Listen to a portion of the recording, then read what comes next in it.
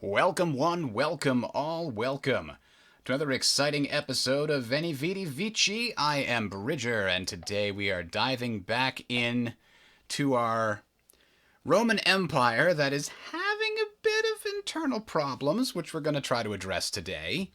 We need to significantly increase our cultural output to maintain order, and hopefully also some loyalty. That is the other problem, is our cultural output is down because it's modified by loyalty, so we need to fix that problem in a bunch of these different cities. Let's look at population here. Wow, so red, this isn't a very good overlay, is it? Because by the midpoint of the game here, this isn't even a midpoint. This is turn 141 of like 500, and almost everything is red already. This needs to be relative to the largest, highest population area in the world at a time. But that's a different question. Point is, we have very correctly sort of overseen the growth of our nation, much like other areas of the world also have seen that.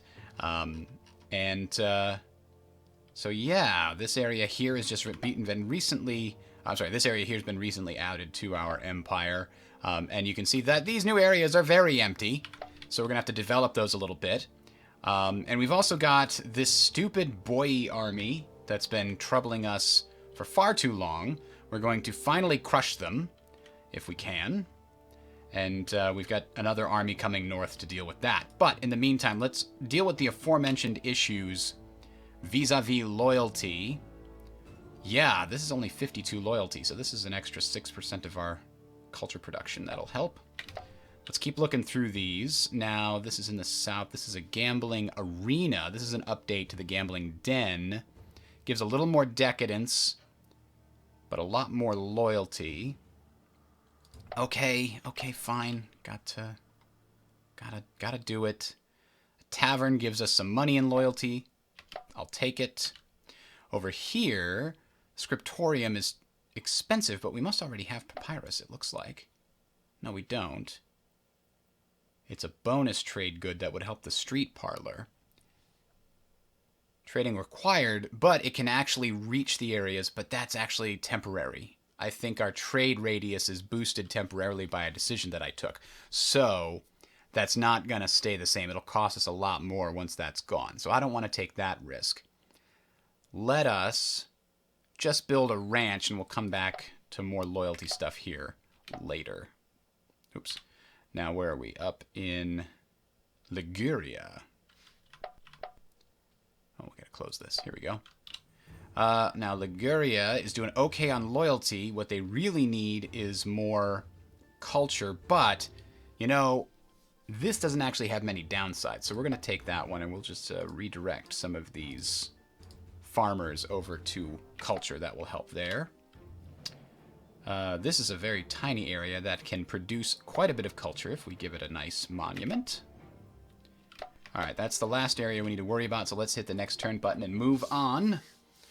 I do apologize for yesterday, ladies and gentlemen. I accidentally started the Twitch stream, and I started streaming to YouTube, but I didn't click the Go Live button, and so it didn't actually go live. Alright, we've taken the second to last area controlled by the Boyoi. I do think we want to get an alliance with the Dalmatians now and use them as sort of a shield over here on the east. Maybe just a cooperation treaty. We don't necessarily need to be... Okay, we've gone up a little bit in the world here. Okay, we just need to climb a lot more to catch up to Mauritania.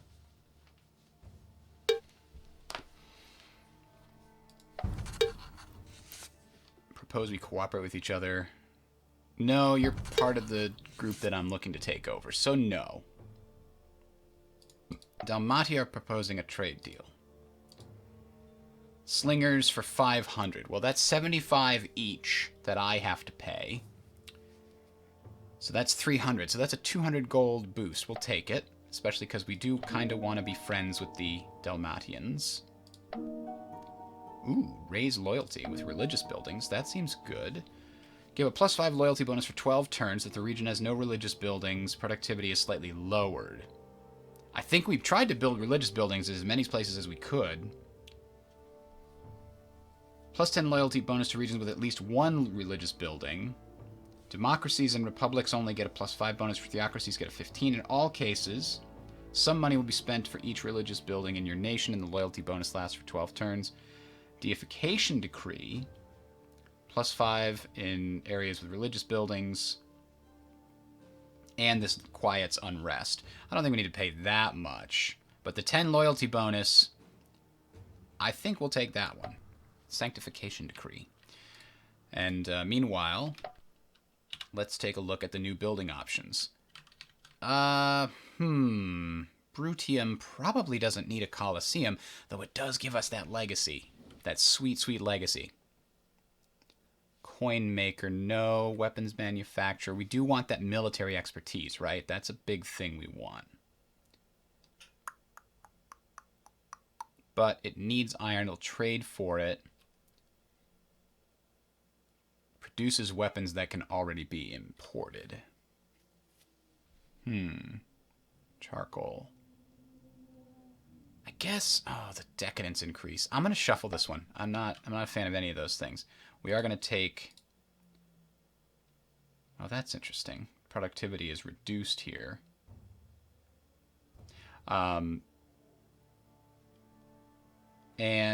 we do kind of want to know... It's a great victory. We've gained Sudetia, which was the seat of power. Yes, we took some free money from them. Rome was raided by the Aravenii. Isara was raided. The interlopers were soundly defeated. That's what I like to see. We got a new general that's good on defense. Laconia has been declared a new objective. Oh. I don't think we'll take that anytime soon because we're going north, but that's good to know. What are our current objectives? Thracia and Laconia. Oh, our current objectives lie in the north. At least 2 of them do. That's what we're going to try to take to increase those legacy. Okay, sorry. Where were we? We were building more cities. Ooh. I don't want to increase decadence. We have too much of it. But regional roads, always good. Down here... No. Noble District gives us decadence. I'm trying to avoid that, damn it. A physician house will help this central area grow. And it's got the siege resistance, which is nice. The thing is, I want to get a 3rd farm building so that when we do get offers for farms, it's for better farms. And we're also going to slow the growth here just to try to increase our culture everywhere else and deal with that. So this is interesting. Decadence, huge decadence increase, but also huge loyalty increase. The Naumachia was a form of gladiatorial games held on water. The effort to make these was significantly higher than that needed for land-based games, and sometimes a dedicated aqueduct had to be built. Creating the room to maneuver ships was also an issue, so it led to rapid boarding, where dozens of gladiators killed each other ruthlessly. Jesus. Now, this does give a lot of culture, too, but that decadence is brutal. If this gave me a legacy, I might consider it. But as it is, I'm not going to go with that one. I'm going to keep looking for better options. Now, the stables gives a little bit of equipment, low upkeep, and I do want that military expertise, so I want more red buildings. So if we don't have anything better, that seems like a decent way to go. Over here in Liguria, a spinning mill, not quite that much money because we have to import flax. Ooh, a wheelmaker is good, but no, sorry, monument is even better. But our culture is currently reduced because they're besieged? Yeah, because they're besieged. We're going to have to do something about that. That's what this guy's for. So go deal with this army. Don't let them do what they're doing. Meanwhile, up here, we'll take the last held territory of these guys and hopefully knock them out of the game. And we'll finally get rid of this occupied thing. Because if your homeland doesn't exist anymore, you're not occupied. All right. Anyway. Let's look down here. Now, did we get all the roads all the way over to Massalia? Yes, we did. Look at that. A land expansion here would be pretty valuable. But so would a theater. More culture. That's what we need. We need to grow our culture and, more importantly, grow our loyalty. Wow, that went up a lot since the last turn. I think a lot of loyalty buildings kicked in to help us out. But we need to keep growing it.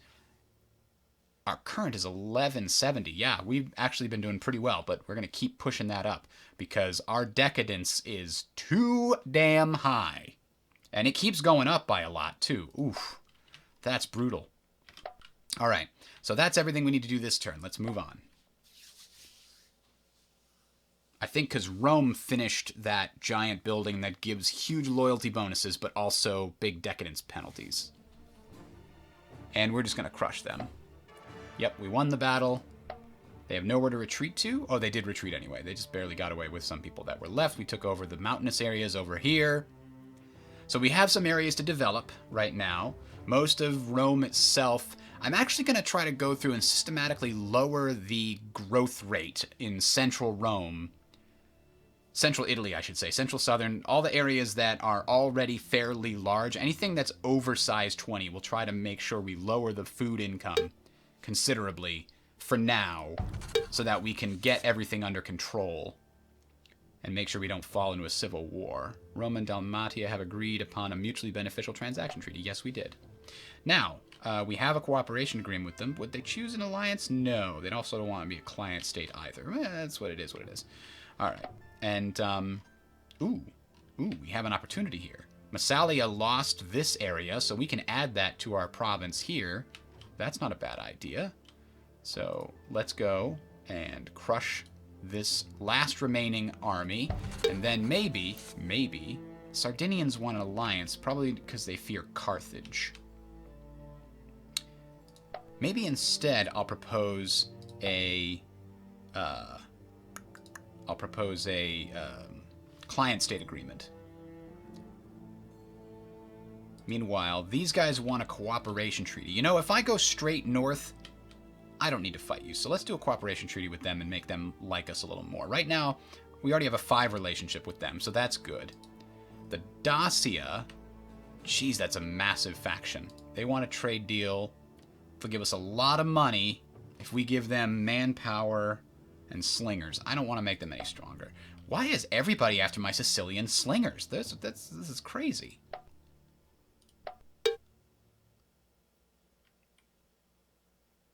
Did I just see that we lost a population?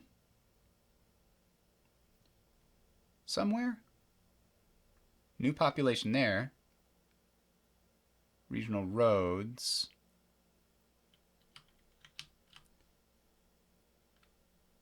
They received 1 slave down here after the battle. Maybe I misread it. Anyway. We conquered those areas. Yes. Sanctified. People rejoice. Everybody loves us. Complain about extortion by the local governor. That sucks. Rome itself is now at 75 loyalty.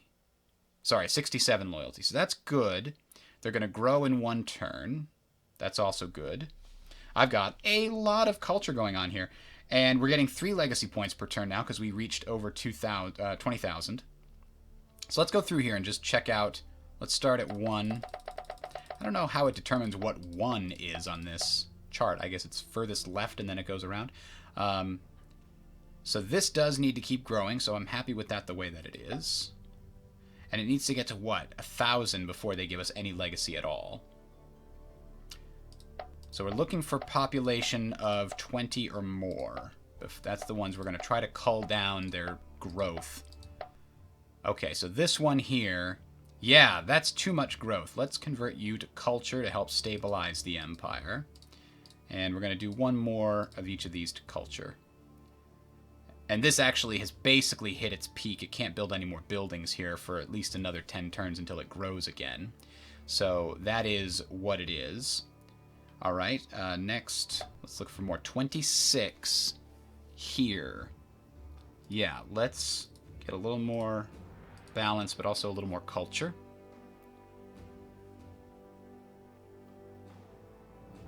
Yeah, we'll leave it at 25. I think that's probably... Even 37 seems too high. I want it to not be above 30, is where I want to keep it.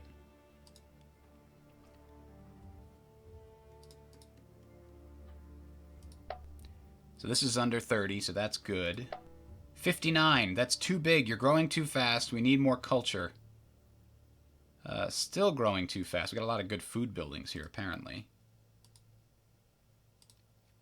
Do we even need anybody farming? This is crazy. The structures are producing enough food to feed everybody, and then some. This place is continuing to grow pretty quick. I'll leave this at 34. It's only at 22 population. All right, keep going. Etruria, 72 growth. Holy crap, these things are growing out of control. 52. Oh my god. I mean, I obviously built far too many food-producing buildings with great bonuses here. Look at this. This thing is going to keep growing forever. I think we're just going to do this. I don't think we need anybody working on the farm. And if that's the case, we can bring some people down to do more culture. All right, so next turn, we're going to... Our culture's going to go through the roof here. Holy crap. So you don't just need to build cultural buildings. You can also build food buildings and just reassign everybody to getting culture. That's how this can work.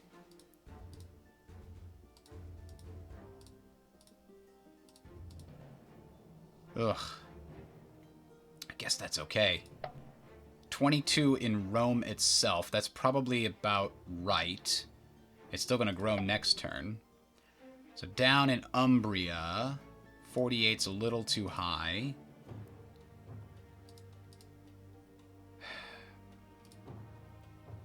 Let's do that. Now, this has only got 21. It's kind of on the low end, but I still want to reassign some of these so that it doesn't quite grow that fast. Even though growth gives us more buildings, which gives us more options to deal with these problems, I still want to make sure we get loyalty where it's needed before we go too crazy. And the more culture we have, the better that'll do. I think the reason loyalty snuck up on us is because we were in a golden age. And then the golden age ended, and the golden age gave us a lot of loyalty, so we didn't really notice it until the golden age ended, which, you know, feels a little correct. Still 62, holy crap. All right. 65. It's been a while since I've reassigned people. And most of our civilization are not slaves, so that's good. But even these italic citizens, once you get to a certain number of citizens, the next ones that get added still give you a lot of unrest. And here, we're still way too high. 28's okay here, I think. No growth. Is some of the food being sent somewhere else? No growth.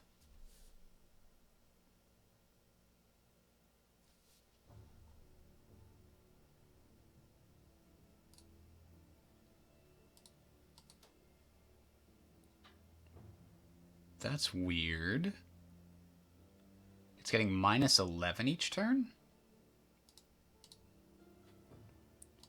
Seems like no matter what I give to it, it's getting minus something. Why is it so minus 5? Is there a negative in this province that we're dealing with? No, it's plus 200. What is going on?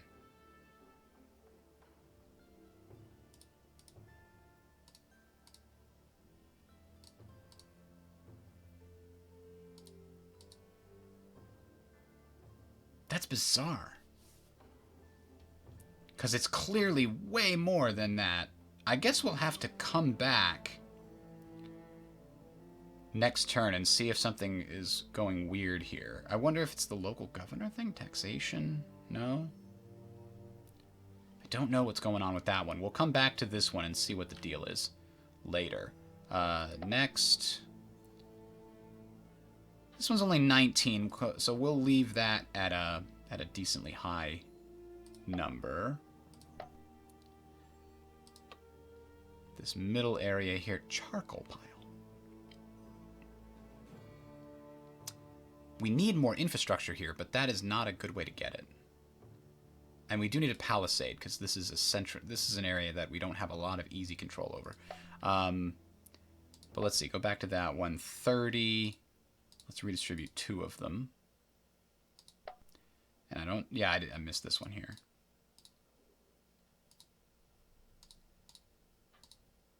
Get a little more money as well.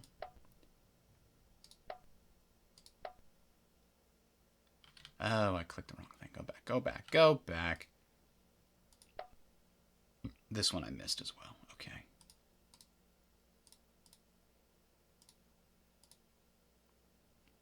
There we go. 21 here is way over time. Damn.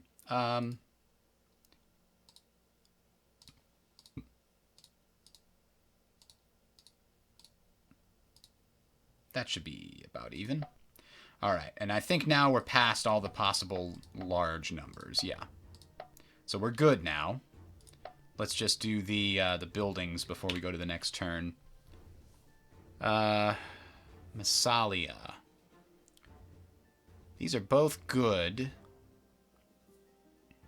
I don't want to import the leather. Farm gets all these bonuses too, though. Oof, that's a tough call.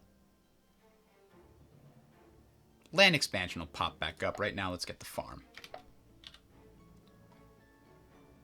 Up here, a hemp field will help grow this poor population, but a brickwork is necessary because they are producing very little in terms of infrastructure. City wall upgrade. A market doesn't give a lot of money because we're missing... Well, we're only missing dyes. We got all the other bonus resources, but it imports pottery from somewhere. A tavern gives us loyalty, and actually that should be the highest priority because we are actually a lot lower than we should be, and it's probably because, oh, right, occupied, and also we are the wrong culture for the most part in that area. Now, in the center of Clannis, remember, this is all get a plus 10, so this is actually 65, which is still in the danger zone, and a tavern doesn't give us any decadence, so let's gain the... Anytime you can get loyalty without getting decadence, that's good. Now, up here, this thing needs everything. It needs everything. It's also alpine. I wonder if that's why there's no commerce options available here. Or if that's just a bug. Somebody else mentioned that. Loyalty bonus. Taxation bonus. But I think... Well, we can build public works on our own a bit. It's also going to need food. Salt House will... A Legion camp would be the first in this region to have a Legion camp. I think we want this in the provincial capital, wherever that winds up being.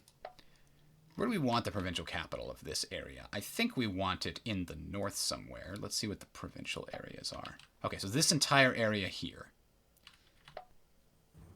So we need to go after... Who's... Oh, these are independents. Okay.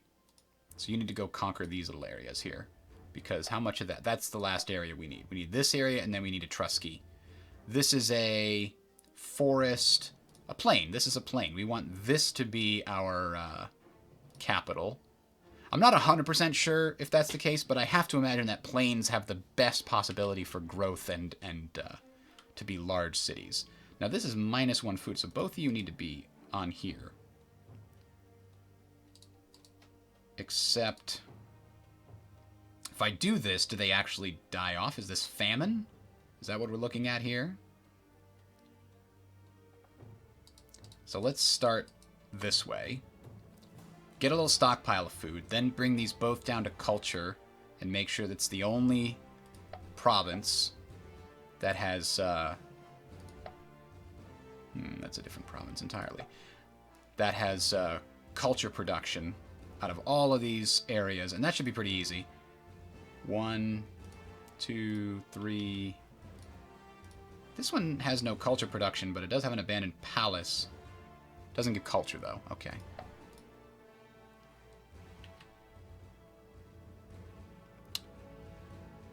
Alright. So I think we can do that if we make this the seat of The thing, we got to do that next turn. Can't do that just yet. We're going after that army. Did we do all of... Yep, okay, we're good. We got all the buildings.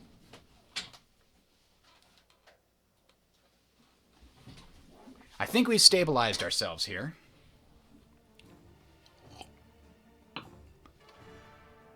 Although, it appears as though, if I'm not mistaken, the Ptolemaic Egyptians had a civil war, and it was nothing. They crushed it. No big problem. So I wonder if the civil wars aren't as bad as they sound. Maybe it's just because they had really good loyalty at the time the Civil War broke out. I'm pretty sure anything under 75 has a chance of breaking away during a civil war. Dalmatia is seeking an alliance. Well, you know, I'll be okay with that. Because I don't need to go east from here. Now, who are these guys? No, I don't think we can agree to that one. Because we've decided to go to the Baltic.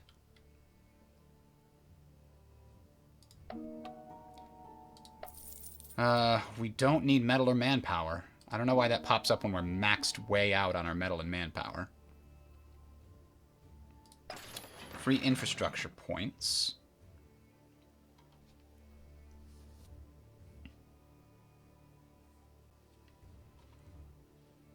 Infrastructure output of all our regions increases. We'll lose 10 loyalty. Let's buy it, I guess. There's no major penalty for this. And those new regions we conquered will really, really need the infrastructure. Alright, so we built up a little food. Let's keep building up food, and then we'll move these guys down to culture and declare this the province capital. And that way they can share infrastructure projects, and we can grow some infrastructure slowly and surely. But don't call me Shirley. Alright, this army is going to come conquer this little independent region as fast as it can. Oh. Volcanita has finished all the buildings it can possibly build. And that's a bit of a problem because it's not doing much for us right now. We need more of everything, which means we need more people. Luckily, it's growing. Okay. And this is on the way over there. Decadence reduction is, oh, expensive. Papyrus is so good at lowering decadence. We'll take it. We'll take it.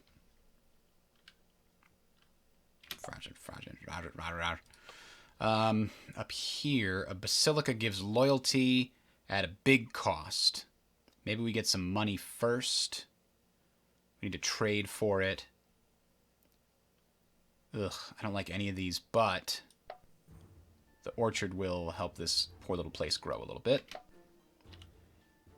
Ooh, we never built regional roads up to the north here. Well, we're going to need them to go over the Alps and into Germany, so that seems like a good time to do that. A delicacy shop. We don't have honey being produced anywhere, but it gives money and culture, but decadence as well. Let's get the roads. That's a pretty high priority there in the north. Ooh, monument. Let's get land expansion.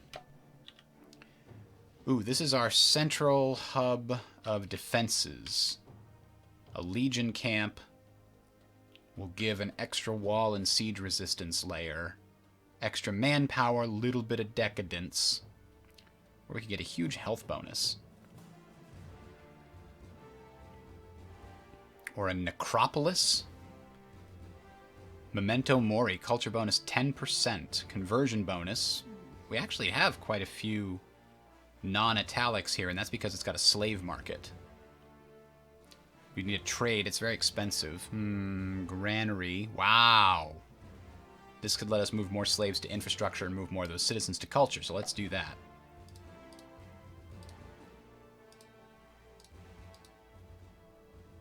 Whoops.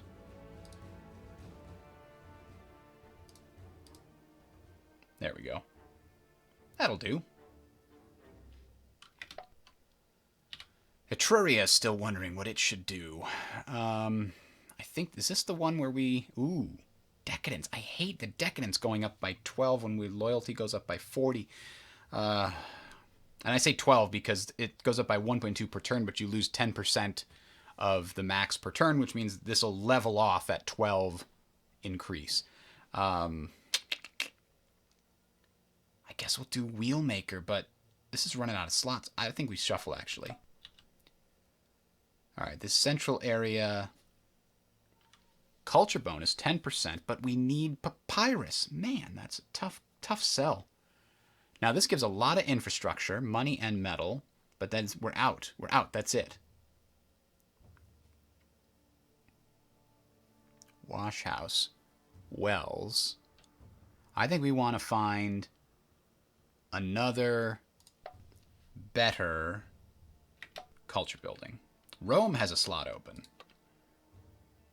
The Lassen Temple reduces decadence and gives us lots of culture.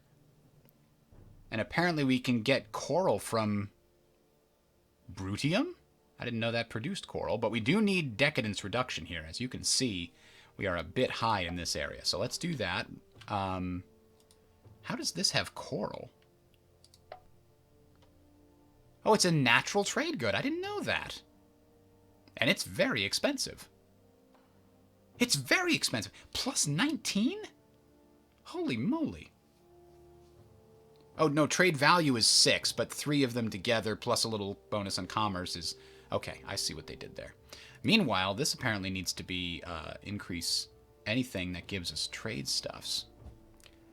Free money or loyalty. Is this the... Are these other ones culture buildings? Science... Government buildings. I mean, I'm looking for a government building. I don't have a government building here. Okay. So I do need a government building so that we can take advantage of those decisions that help with government buildings. Meanwhile, slave markets, buy slaves. Let's distribute them. We already did that thing. Yep. I think everything else here is good. We don't care about most of that other stuff. Bad diplomat. They don't like us. All right. Down in Sicily, we can expand, or we can build a basilica to give loyalty without... Ugh, they're always expensive unless you have frankincense. Where do we get frankincense? Produces dye, which we already can get, so that's not great. An armorer gives a lot of equipment for the south here. And we did say we want those red buildings, but let's get the land expansion first. Then we'll get a red building there. Tabularium. Decadence reduction. Loyalty bonus. And decadence gain reduced by 5%. Wow. All that for 14 money? And it's a national wonder. You can only have this one place. Ugh, I don't think I want to do it here. In the center of Sicily.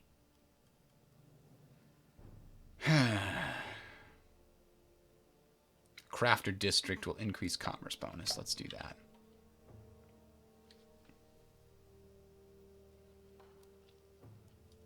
Crafter district has no downsides, which is nice. Needs cattle, which is a local trade good and gets a little bit of money.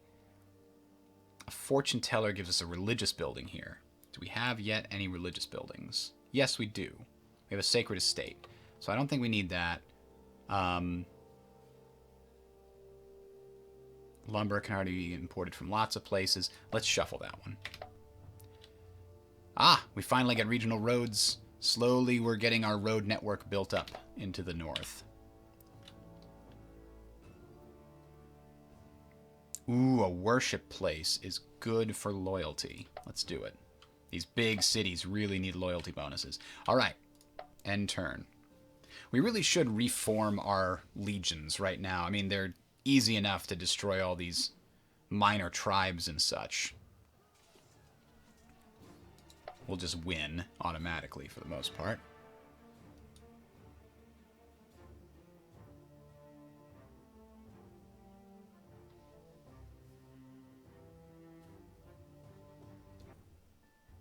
Aha, we've gone up 3. We're now in striking distance of another golden age.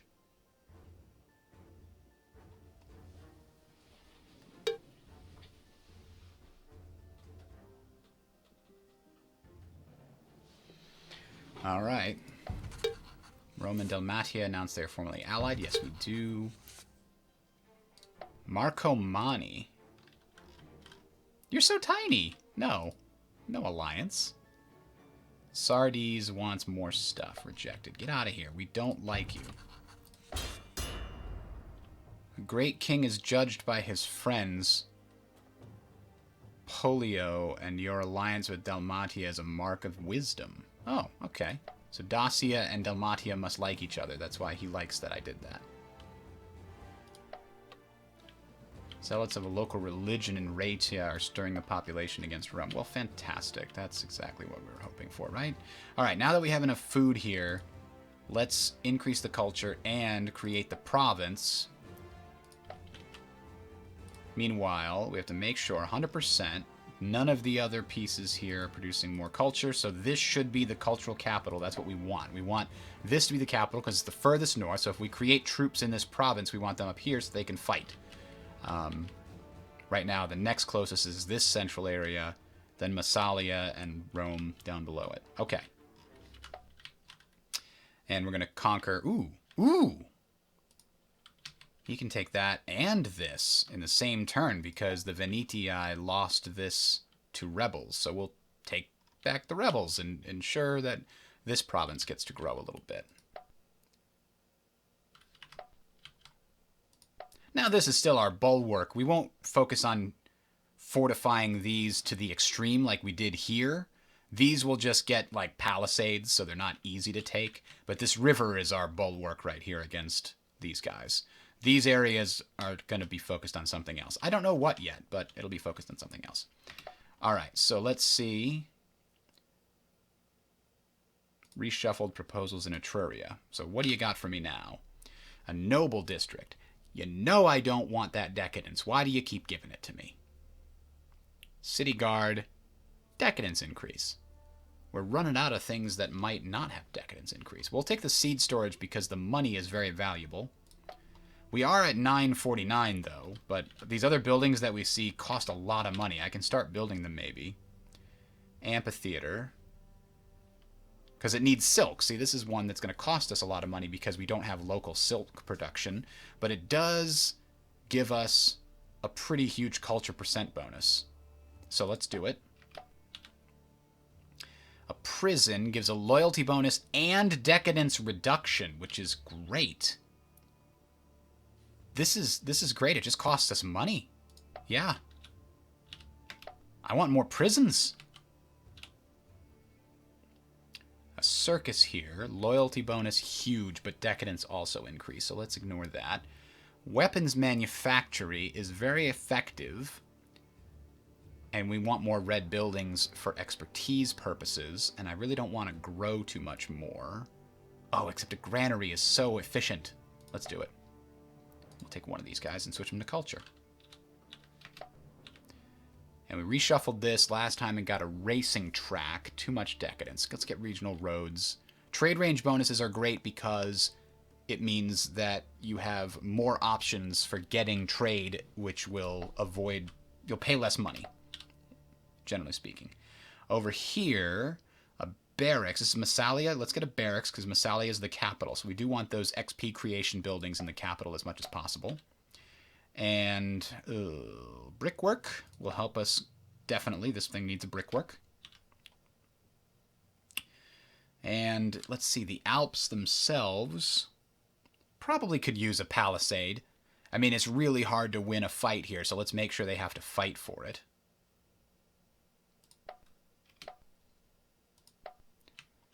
And this force is still besieging this. Now, it'll be quick.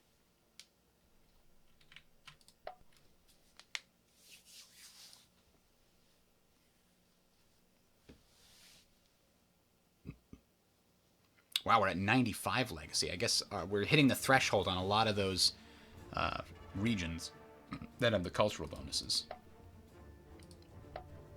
That was easy. Uh-oh. Uh-oh.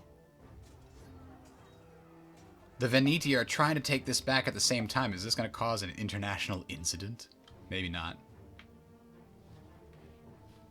We took it first, apparently. Or maybe they lost. They went in first and lost. against the rebels. Damn, we're stuck at 29. I was hoping the rejiggering of my civilians to focus more on culture would have had a bigger impact than that. But we are producing a bunch of buildings now. Massalia has a deal. We'll pay attention because you're our ally. No, that's a bad deal for us. Now, we have a cooperation agreement with these guys. Wow, that's a good deal, actually. We're giving them 300 money, they're giving us 900? Yeah, let's do that. They'd really want those troops. Epirus wants an alliance. We don't want to get sucked into any wars in the Greek region, even though Epirus is doing pretty well visually here. Dacia wants an alliance. Are we allied with Dalmatia? I can't remember. Yeah, so Dacia wants an alliance. Let's get the alliance with them too. Sure.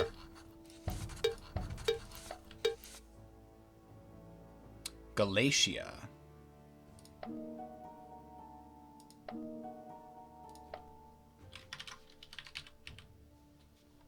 Where's that?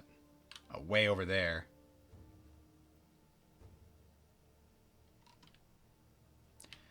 Let's not and say we did. Oops. There we go. Alright, so we got 2 more areas added to this province. And hopefully we can keep them loyal. They've been raided and everything recently. Alright, so they're getting an oration tribute. That's a good place to start.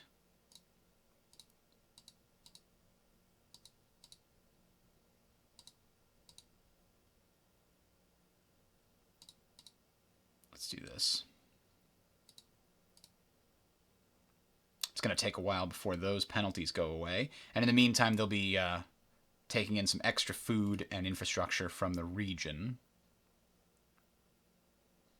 And they're building a vineyard. Fantastic. Those are pretty good options. Up here, we want military defenses, and a legion camp would do it.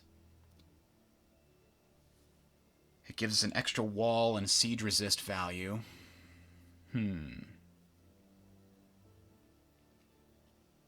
I think a theater's more valuable at the moment, though. We're not actually at war right now. So let's build... Oh, these now... Okay. Marian legions can build level 2 regional roads. Good to know. So this siege is going to be over real soon, because we are going to... How did this become the capital? That's very disappointing.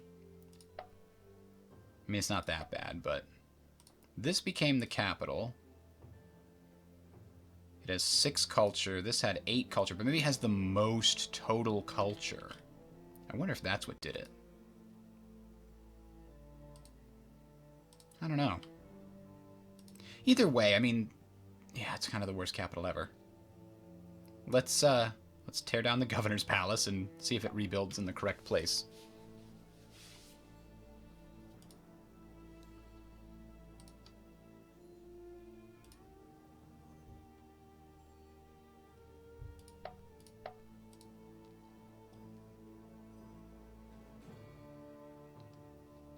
All right.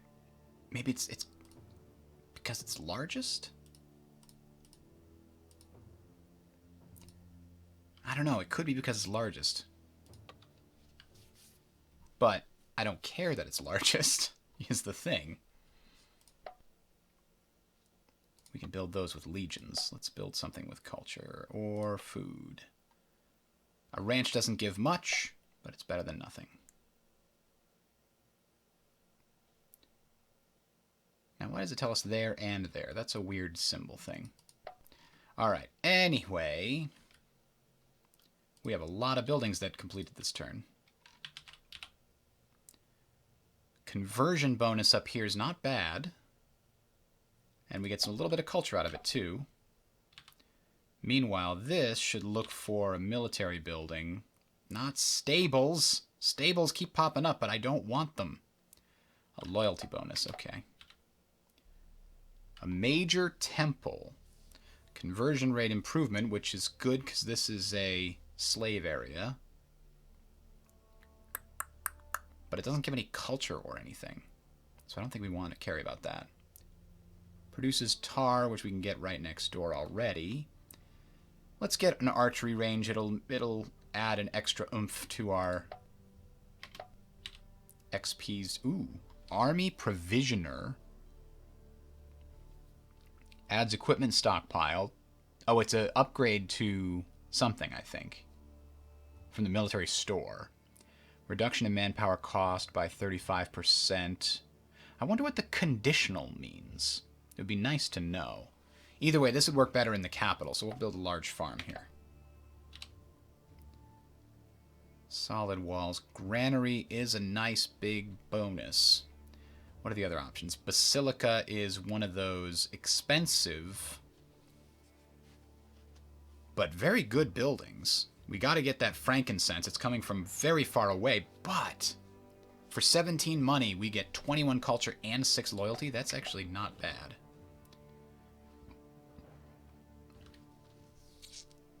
Decadence reduction. Yes. Yes, that's what we want. And culture? We can import it from next door. No. Glassworks? We don't have glass available. This must be a fairly rare tier 3 building. I haven't seen this yet. But it's the first time we can produce glass. And I don't think glass is produced anywhere nearby.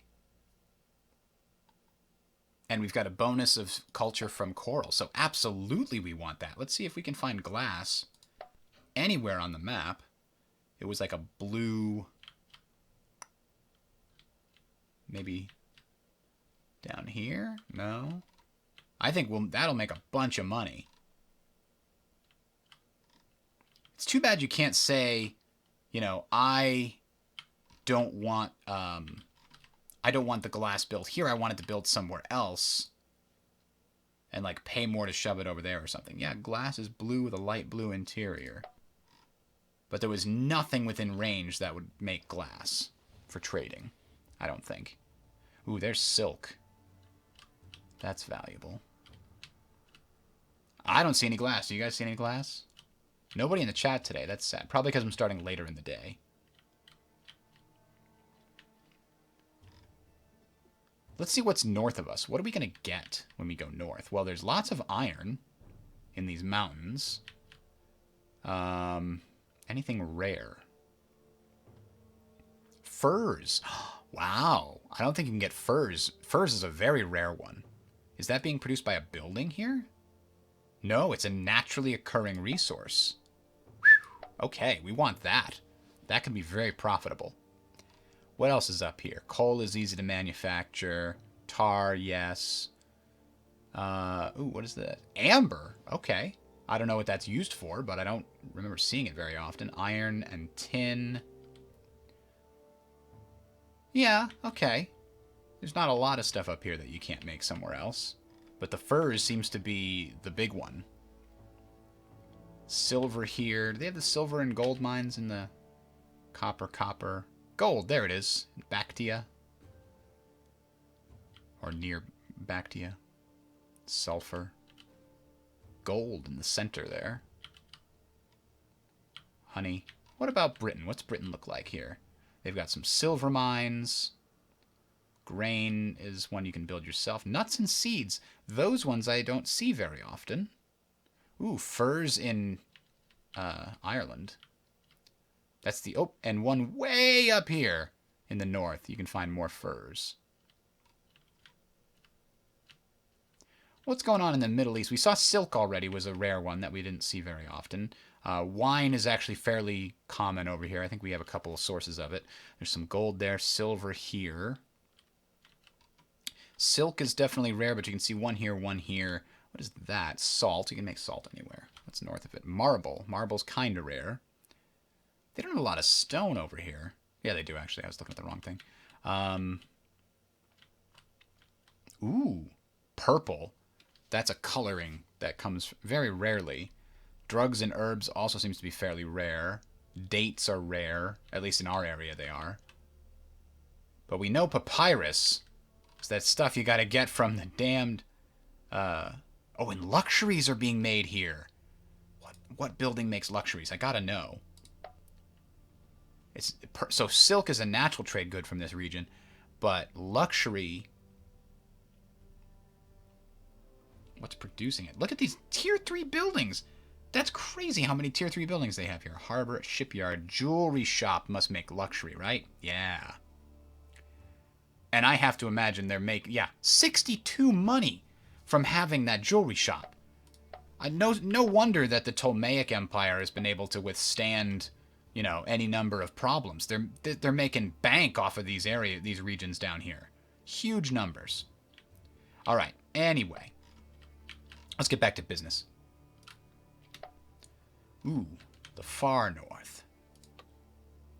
It could definitely use infrastructure, but this is not a good infrastructure building. It's awful. Nobody likes it. Let's get a loyalty bonus. And we can also... He's already building the public works. Yep. So he's building the roads, whatever. We'll have the other legions start going from area to area, building public works and then roads. And what else needs to be built? Here, a gambling ring. Decadence is not cool. Large quarry, not super useful. A regular farm probably is. This population only has 10, so yeah, food buildings would be pretty valuable here. A market has decent bonuses. Street parlor, though, has no major downsides, and it produces a little bit of money and a decent amount of culture. So, and it's a government building. Street parlors are good. Over here, this is an area slowly running out of slots, but also kind of only 15 population. This could definitely use growth, and we're going to do a salt house to make it grow faster, because 5% health bonus, that's not enough. All right, next turn.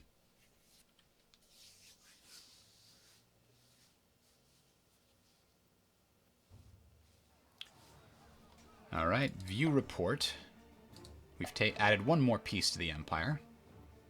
Etruria needs to, or the Etrusci here probably need to be a little worried. Ooh.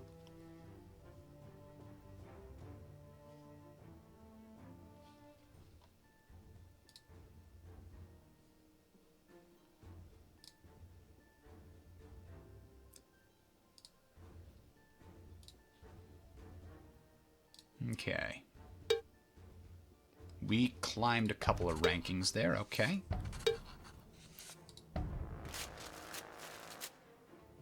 The Rates still exist, that's right. They're way over here, populating little tribal areas. Alright, so this was raided. Raided by the Arvenii. So Germania Superior, I don't have any of that yet. But apparently they have a little piece of Transalpania. So getting that from them wouldn't be bad, because they need to stop raiding us. It's mean, to some degree. Public works, we're going to build on our own, so let's have them build city walls. And we will build public works with these guys. And now these Romans can't build any more. Nope, just a camp. So why don't you go down here and help them out next turn? Can you also build in the same turn? No, can't really. Alright, this is new population in the region, blah, blah, blah. Alright, let's check out buildings. How do we specialize these things? This could build lumber, which can be imported from pretty far away. Vacanitia? Where is that? Oh, right next door. Literally right next door. So maybe we don't build a lumber mill. Fortune teller gives us a religious building, sure. Weeks of troubles. Septimania is an unrest. Partly because they've been raided recently and they were just conquered. Now they're in unrest. And the loyalty is very low. Good thing we're sending an army. Oh, this area also has incredibly low loyalty and all kinds of problems because of the pacification and raiding. Okay, okay. Well, that army's going to be busy for a little bit, is what it comes down to.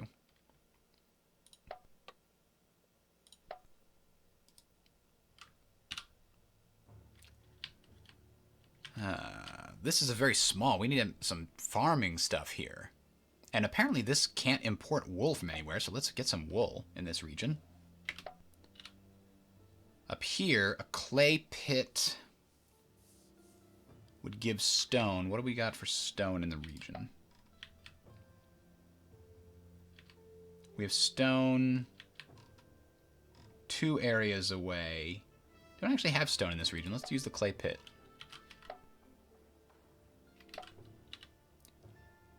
This is the story of a girl. Ooh, Builders Guild. Laconia, down in the south. Huge infrastructure project. This is going to be good for Cisalpania. Good for the world. But damn, the monument. Monuments are great. That's like a 5-to-1 culture to decadence bonus. But we're going to get the Builders Guild. We're going to import the tools, but we can get them from a local area, so it should be fine. This or other part of the bulwark here, so we can get City Guard. Garrisons 3 is not bad. This can help grow this area. I don't think I want it to grow that much faster. I don't like any of these choices, so we're going to shuffle. Now, Etruria, we've already shuffled this, haven't we? I don't want those decadence buildings. Not right now. We're trying to climb out of the decadence problem.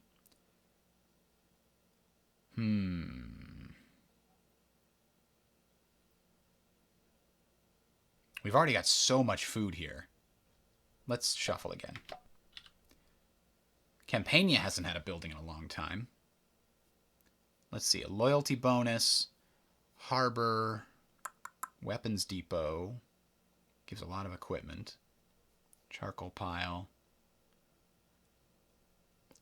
This only has 1 slot left. Shuffle. Granary's hard to say no to. Oops, we don't want slaves there. We can put slaves here. And then reassign those guys. Alright, central. I think we wanted stone right here in the center, didn't we?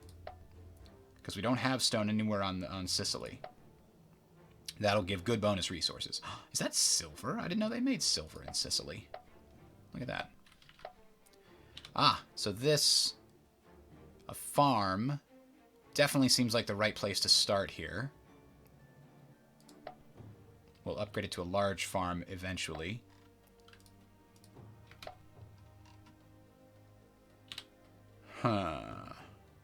Damn, land expansion's a really good one. Ooh, but a cultural site's even better. We need that conversion bonus. Anything that increases conversion bonus is great. So those guys are building the road network, or they're starting to build the road network. Next turn, they'll finish building the road network. Hello, Angry Pollock. I didn't realize there was a Rome Total War music mod for this game. Yeah, I mean, the music is okay. It's pretty forgettable. Sometimes it actually gets kind of a little repetitive, but it's better than silence, I guess. And I'm sticking with the music that's in the game because I don't want... I don't know if the Rome Total War music gets you, like, demonetized on YouTube or not. So I don't want to deal with that.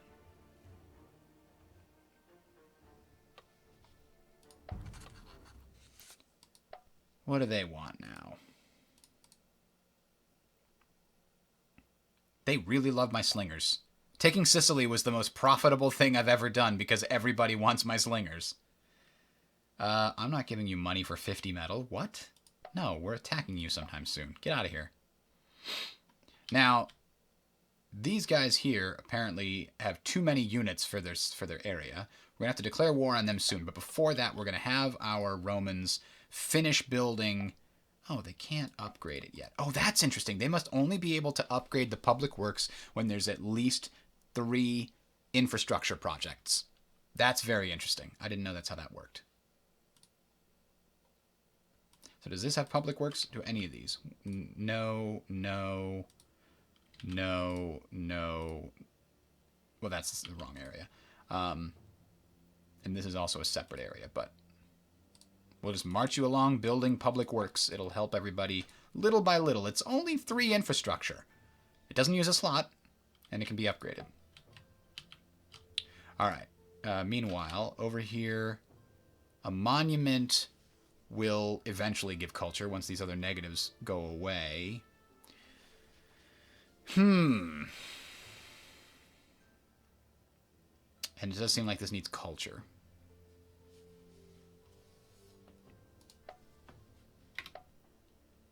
Massalia, a nice solid wall, as it is the regional capital there, the provincial capital. A school. We can import papyrus from Etna?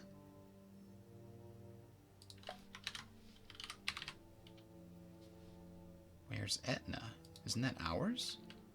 Huh. Is Etna producing papyrus?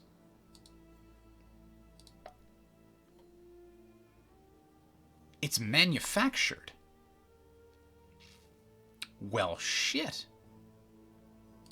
This needs commerce bonuses, and it needs them now. 22% is good. More would be better. Sculpture shop produces luxuries. Oh, that's gorgeous. Okay, this is a trading hub, but, really, how did we get papyrus? It says it's manufactured, but manufactured by what?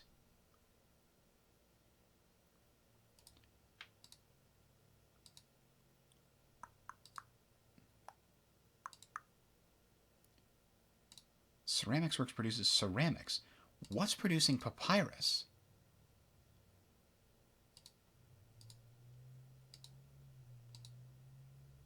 I've been looking for something that produces papyrus, and I've somehow missed it. There it is. Irrigation canals produce papyrus. I didn't know that. Wow.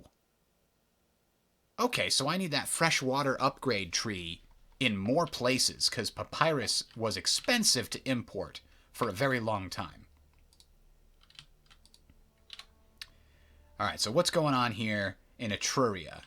We think the basilica's good, right? It costs us a lot of money to trade for frankincense, and we don't know where we're going to get frankincense.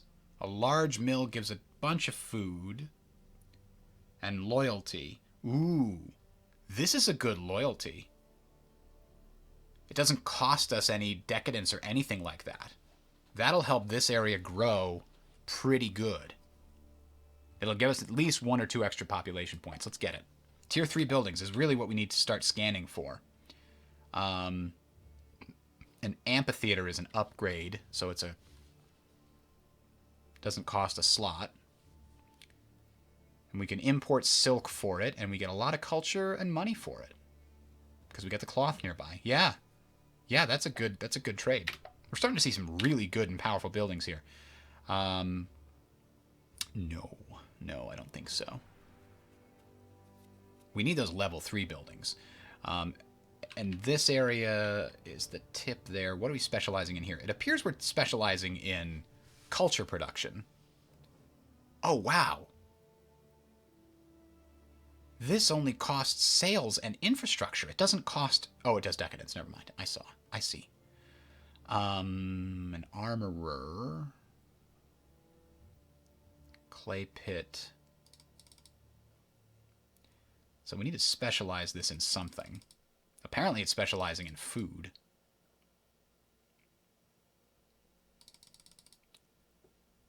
The provincial capital really should be the place that we specialize in actual red buildings.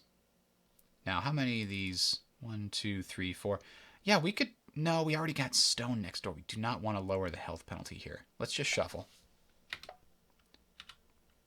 So this area here, we've been building a lot of these... Ooh, we don't have silk nearby, so this one costs a lot more to get the same bonus. I don't think I want that. Let's take a simple hemp field or a blacksmith. Blacksmith is good. Tar workshop.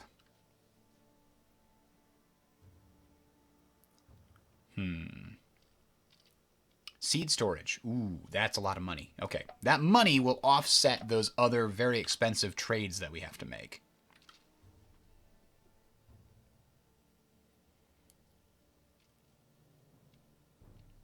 Wow, we don't have flax up here? All right, flax field for sure.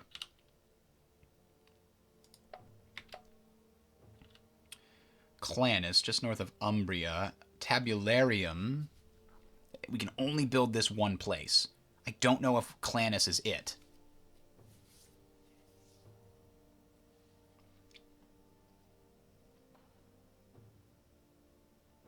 But then what else? What else is there here? 1, 2, 3, 4, 5. We build one more infrastructure area, and this starts potentially giving us tier 3 stuff. So let's make this an infrastructure capital here. Actually, no, this is our military thing, isn't it? Let's shuffle instead. These 3 are our military-focused areas here along this border. All right. And did we already have him building? We did not. So that means he finished. Yes, he finished the regional roads. So now, who doesn't have regional roads is the question. This area doesn't have regional roads. So let's go build roads. And there. Now, this area still has a pretty huge problem with unrest. Pretty massive. That's going to go away in 2 turns. This, I don't know if this is going to go away in 1 turn or not. We did want to see... Let's see what the rest of the world's looking like. Dacia is still a big power up there. How are the Ptolemaic Egyptians doing? They're a glorious nation already. They've climbed back up to glorious. Now, if they can keep climbing, they'll jump up to a tier 3 civilization with us. All right. We're just consolidating our recent acquisitions. We're going to go after the Etruscans to hopefully finish them off for the last time. I was going to say we could go after the Celts, but the Averni have taken care of that for us.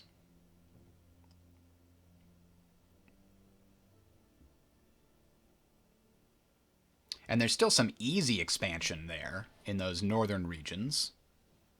I guess the reason you get the expansion is because it's an easy way to get extra legacy points. If you can just get above, I don't know, what is it, 1,000 legacy, or culture in an area. We slipped down the ranks there, though. If I can just capture one of these objective areas, then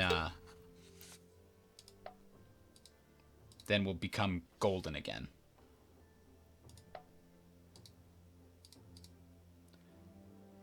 Why do you want this? No. We're going to continue to displace slaves to try to spread them out. Food and water for the population. No, let's ignore that for now. The local forces crushed the invaders. That's what we'd like to see. Any of these, like, walled cities should have no problem crushing the invaders, I think. They get the extra garrisons. Like, this has 10 garrisons. That should be enough to fight off the enemy here, for the most part. Okay, so this region we're looking for walls. Oh, it's not even large enough to support more buildings. Okay. So we could get another slave market somewhere. That's not really necessary, though, so we're going to ignore that as an option. Coal can already be imported from a bunch of areas nearby, so let's not worry about that. Horses are not nearby, so yeah, let's take the extra 5 food and build some horses there. Training ground is free red building. Doesn't cost a slot, and it also increases our red building numbers. We haven't checked that in a while. We've grabbed a bunch of areas. Yeah, military expertise has slid down a little bit, unfortunately. Now, we did move the capital exactly the way that we'd hoped. Fantastic. Now this needs to grow like crazy to actually represent the capital it should represent. This is a snowy plain because of harsh weather, but normally it's just a regular plain. But that's interesting. Okay. So down here, an anchorage. Ooh, we know irrigation systems will eventually get us papyrus when it upgrades to irrigation canals or something like that. Actually, what was it? It was... yeah, irrigation canals give papyrus. So let's get... what was it here? Irrigation system that might eventually upgrade. And this already 1, 2, 3, 4, 5, yeah. So this can be the area where we try to feed this entire province from this area here. Now, it's hills, so it's not the best place to feed the province from, but it'll be one of the places we feed the province from. And down here, ooh, a courthouse.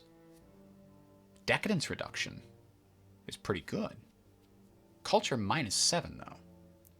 Because the Oration Tribune gets upgraded to a courthouse, and the courthouse doesn't provide culture, it provides reduction in decadence.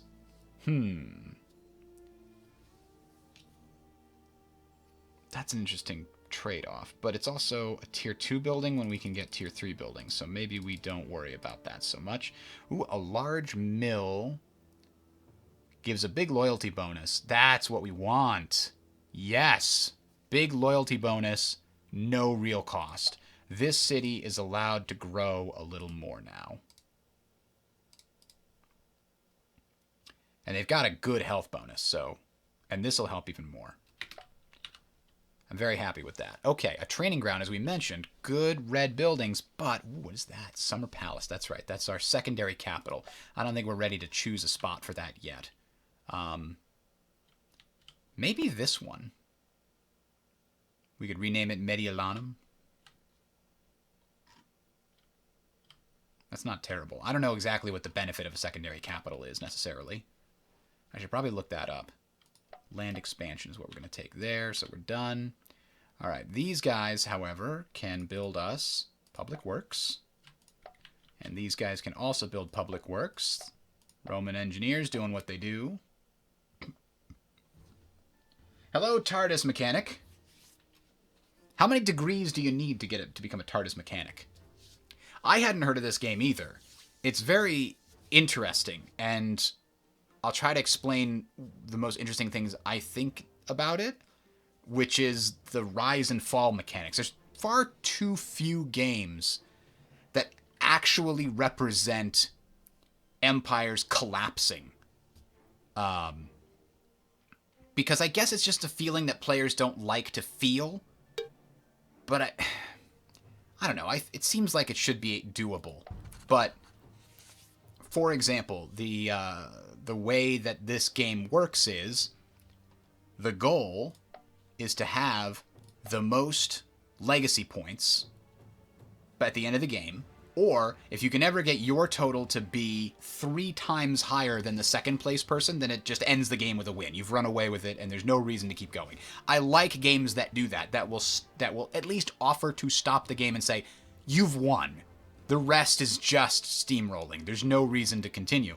But the rulebook makes a point of saying, listen, it's also possible to win the game by having the most legacy and not be alive at the end of the game. 500 turns after the start, because the game sets you up so that when you try to get more and more legacy and you try to progress and paint the map and make your empire bigger, it also becomes less and less stable, and so it has more likelihood to collapse into a civil war or something like that. And the way it does that is this very interesting progress and decadence system. So the crux of it is this historical cultural value, which is, generally speaking, tracking the overall cultural output of your empire as modified by your loyalty. So let's look at that real quick. A province, or region rather, produces a certain amount of culture. Go away. And you can see that here. So there are some buildings generating, like 35 cultures coming from the buildings that I've built here. Those are the purple buildings on the left. 20 cultures coming from the population that I assign to generating culture.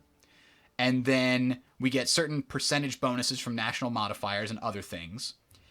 And then we get this number, 69, nice, modified by the loyalty of the province, or the region, I'm sorry. The smaller ones are called regions. Total War has screwed me up on those names for the longest time. They got them backwards and it messes everything else up. So, loyalty is 107, so we multiply this number by 107%.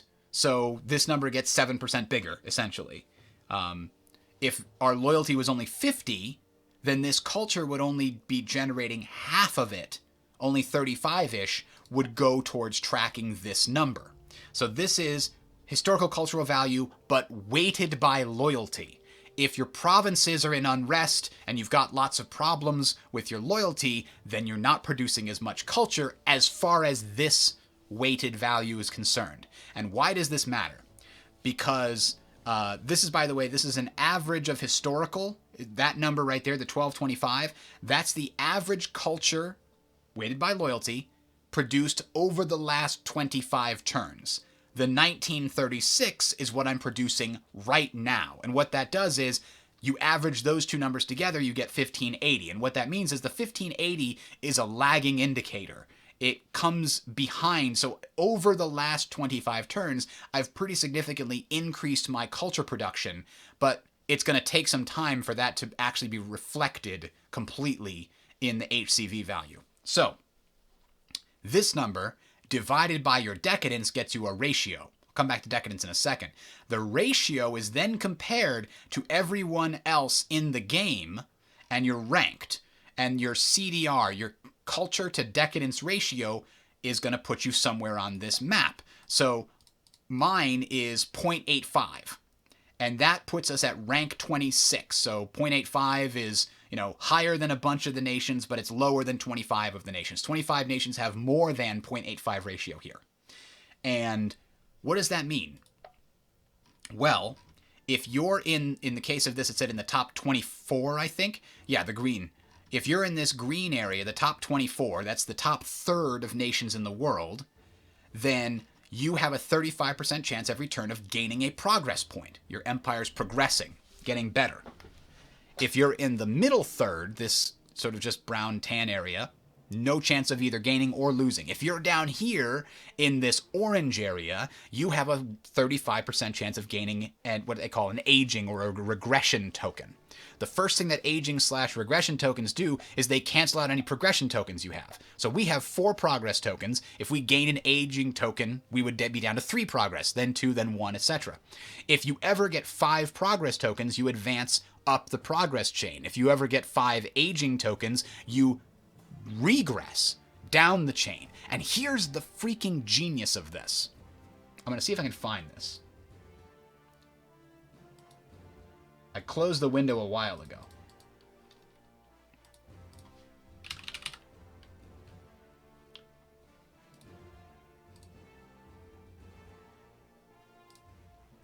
Let's see. This is 19th. When would I have had this open?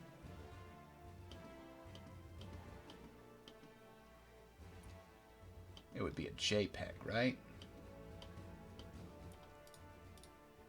Ah!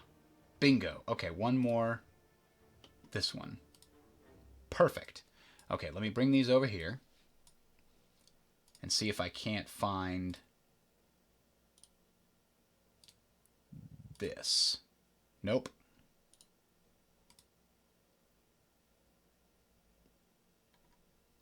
There we go. Okay. So this is all the different styles of empire that you can have here. So I think Rome started as a young republic in this young tier 2 empire. The naming convention is kind of based on what you start as, like a tribe versus a monarchy, like the sort of government type. Those have their own bonuses and penalties, and they're sort of based on historical nations and whatever.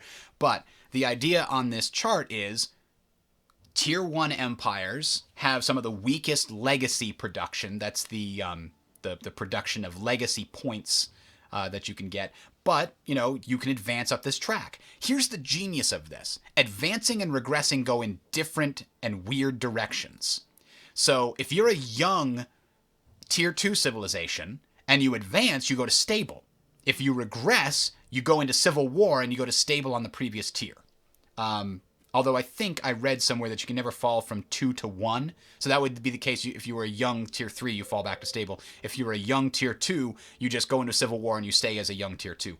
But if you're stable, so you advance, you go from young to stable to glorious, and then up to young to stable to glorious. And if you're glorious tier 3 civilization, like I am right now, and you get 5 points, instead of advancing, you go into a golden age for 12 turns or something like that. Golden ages are freaking fantastic. But if you regress at stable, you don't just go back to young, you go to old. And old has the same penalties you get at glorious in terms of stability, but none of the benefits you get at glorious in terms of legacy production and other things.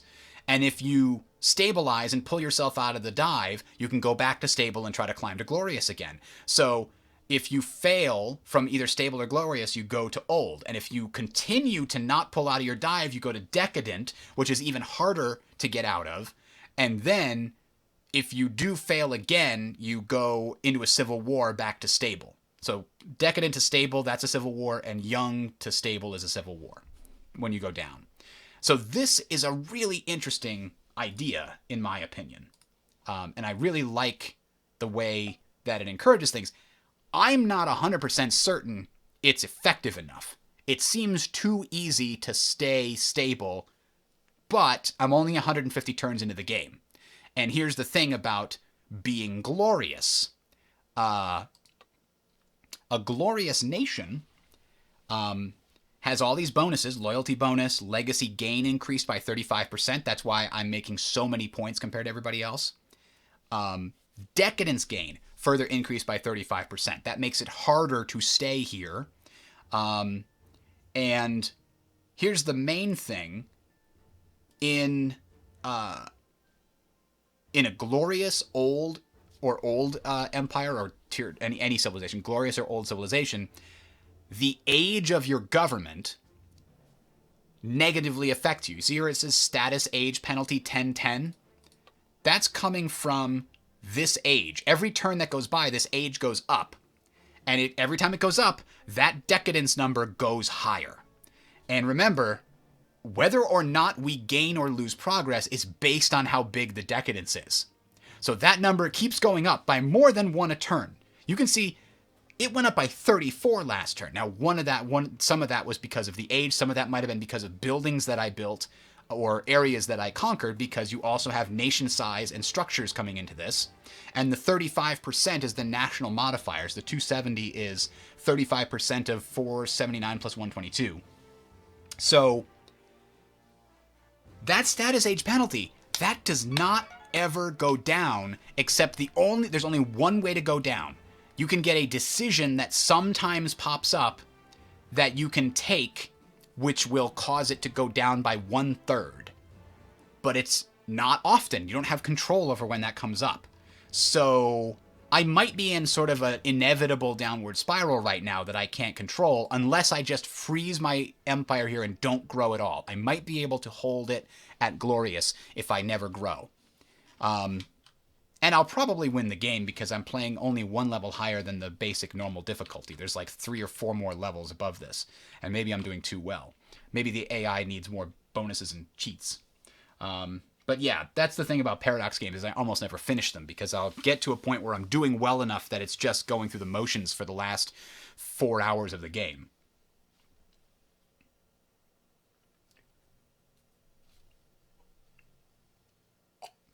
So yeah, this is about more than, there is a real hesitancy on my part to conquer too much stuff too fast. Could I just go and take the entire Illyrian coast and start fighting my way into Hungary or something? Probably. I don't think their armies are nearly as strong as mine. But if I did that, I'd get a lot of decadence, and I might start falling down the chain. Now, we already did see that happen once. The Ptolemaic Egypt, one of the successor kingdoms of Alexander the Great, actually took over one of the Antigonids were up here, and Ptolemaic Egypt had basically taken over their whole pie, and the Antigonids are gone. And Ptolemaic Egypt was a glorious tier 2 empire, And then I looked down and they were old. And then I looked down and they were decadent. And I'm like, oh boy, they're going to civil war. I want to see what happens. And like 4 areas became usurper Ptolemaic Egypt. But then they just got swiftly crushed. So I don't know. The AI kind of avoided the biggest penalty there fairly quickly and easily. Now they're glorious again. But we'll see if they can get up to tier 3 or not. Now, these other empires, how are the Veneti doing? They are old tribal chiefdoms, so they need to reverse that trend if they are going to deal with that. What else? The Dacian are also pretty big here. They are also an old tribe. The AI doesn't seem to do pretty well. I haven't seen another Age 3 civilization anywhere. Although I haven't checked Parthia. What's Parthia's situation? It's also a tier 2, and it looks like it's a stable monarchy. Or maybe a young monarchy. That's hard to say. Ethiopia, also, a decadent monarchy. So they're close to getting kicked down the tree. What's Carthage like these days? Carthage is still, it's an old republic, so they are inventing lightsabers, I guess. Hello, Magpie. Anyway, so that's the game. I got to get back to actually playing it here. I did 30, 60, 90, 120.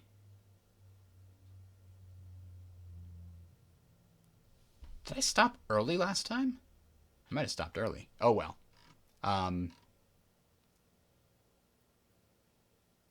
think I did. I think I stopped at 141 instead of stopping at 150. So I guess we'll go to, we'll just do 20 turns a session now since we seem to be slowing down on our turns. Okay, so the building system in this is also very interesting. You always get a randomized selection, one of each category. Food, health, basically hammers, production, infrastructure, military, commerce, and government / religion / culture.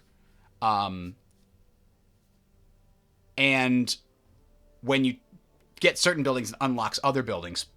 Specifically, when you have at least 3 buildings of a given type, you can start seeing tier 2 buildings of that type. When you have 6 buildings of a given type, you can start seeing tier 3 buildings of that type. But again, it's going to give you a random selection of the ones that are available. Some buildings would only be available in certain terrain.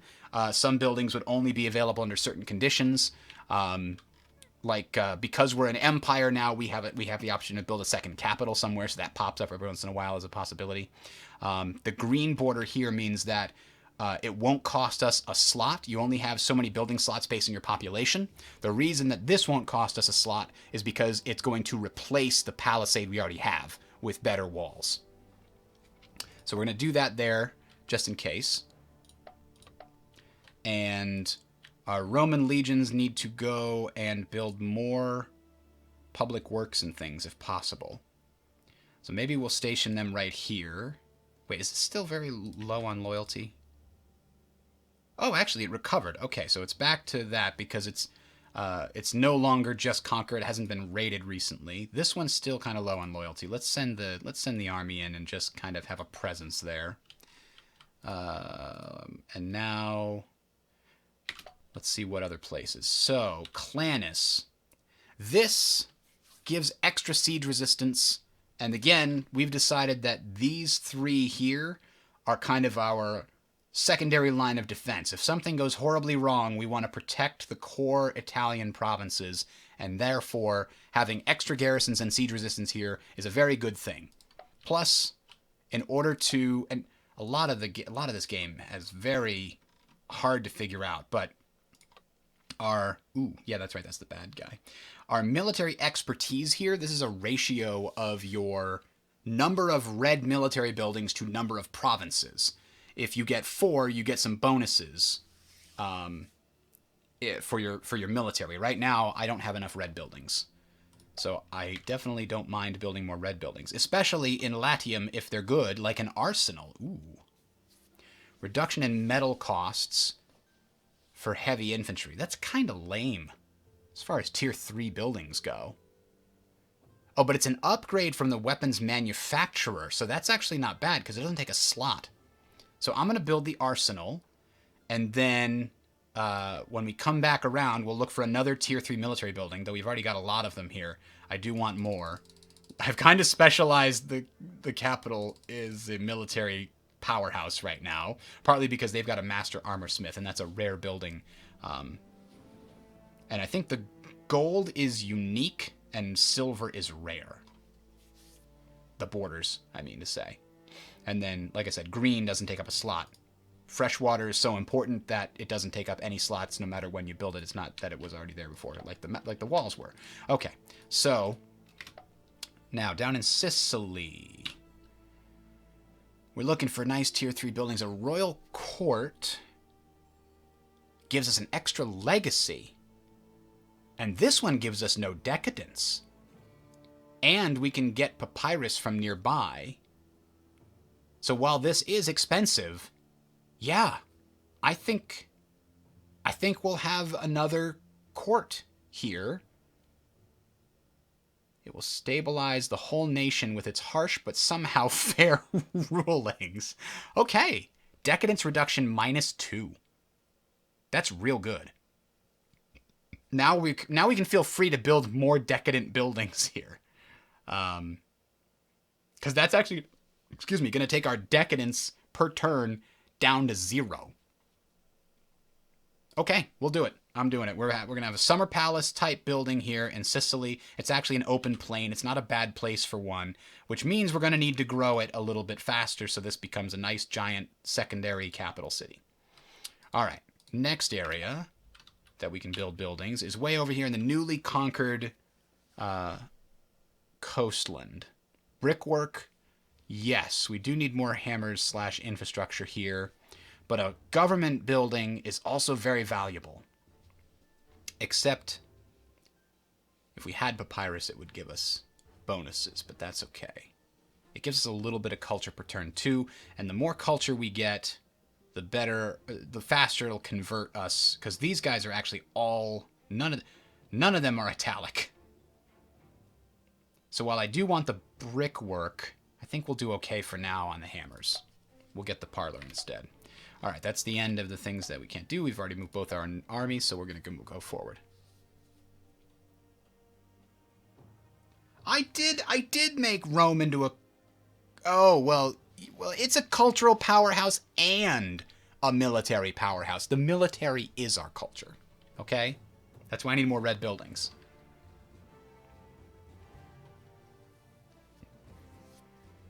But seriously, I'm pretty sure it's the largest culture producer of all of our regions.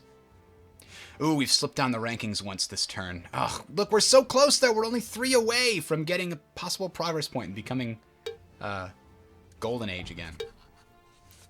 Macromani, where are they? No, I don't want an alliance with a pissy little barbarian tribe up there. No, thank you. Uh-oh. The Rati are fighting the Dacia? I don't think you need my help. Regions are populous. So we can spend some manpower to get a bunch of metal, which is kind of useless, or we can spend some manpower to get a bunch of money. I think we'll do that. Right now, we're way over the cap for manpower, so that's not a problem. We haven't really fought any wars that required us to spend manpower in quite a while. When we were fighting in these awful... mountainous and marshy regions to initially conquer Cisalpania, it was actually really painful, and we lost a bunch of good men, but not in a while have we had that as a problem. Oh, we've got some new objectives. Oh, Tunis. How quaint. Oh, you want me to take... What happened to the objectives that were in the north here? I want that. Give me it back. Maybe I can reclaim these. Transaction, relinquish objective. Give me 2 new ones, please. We'll see. They got an 81% chance of saying fine. It's kind of weird. You can ask. You have to get permission from the Carthaginians to relinquish their areas as an objective. Doesn't make sense.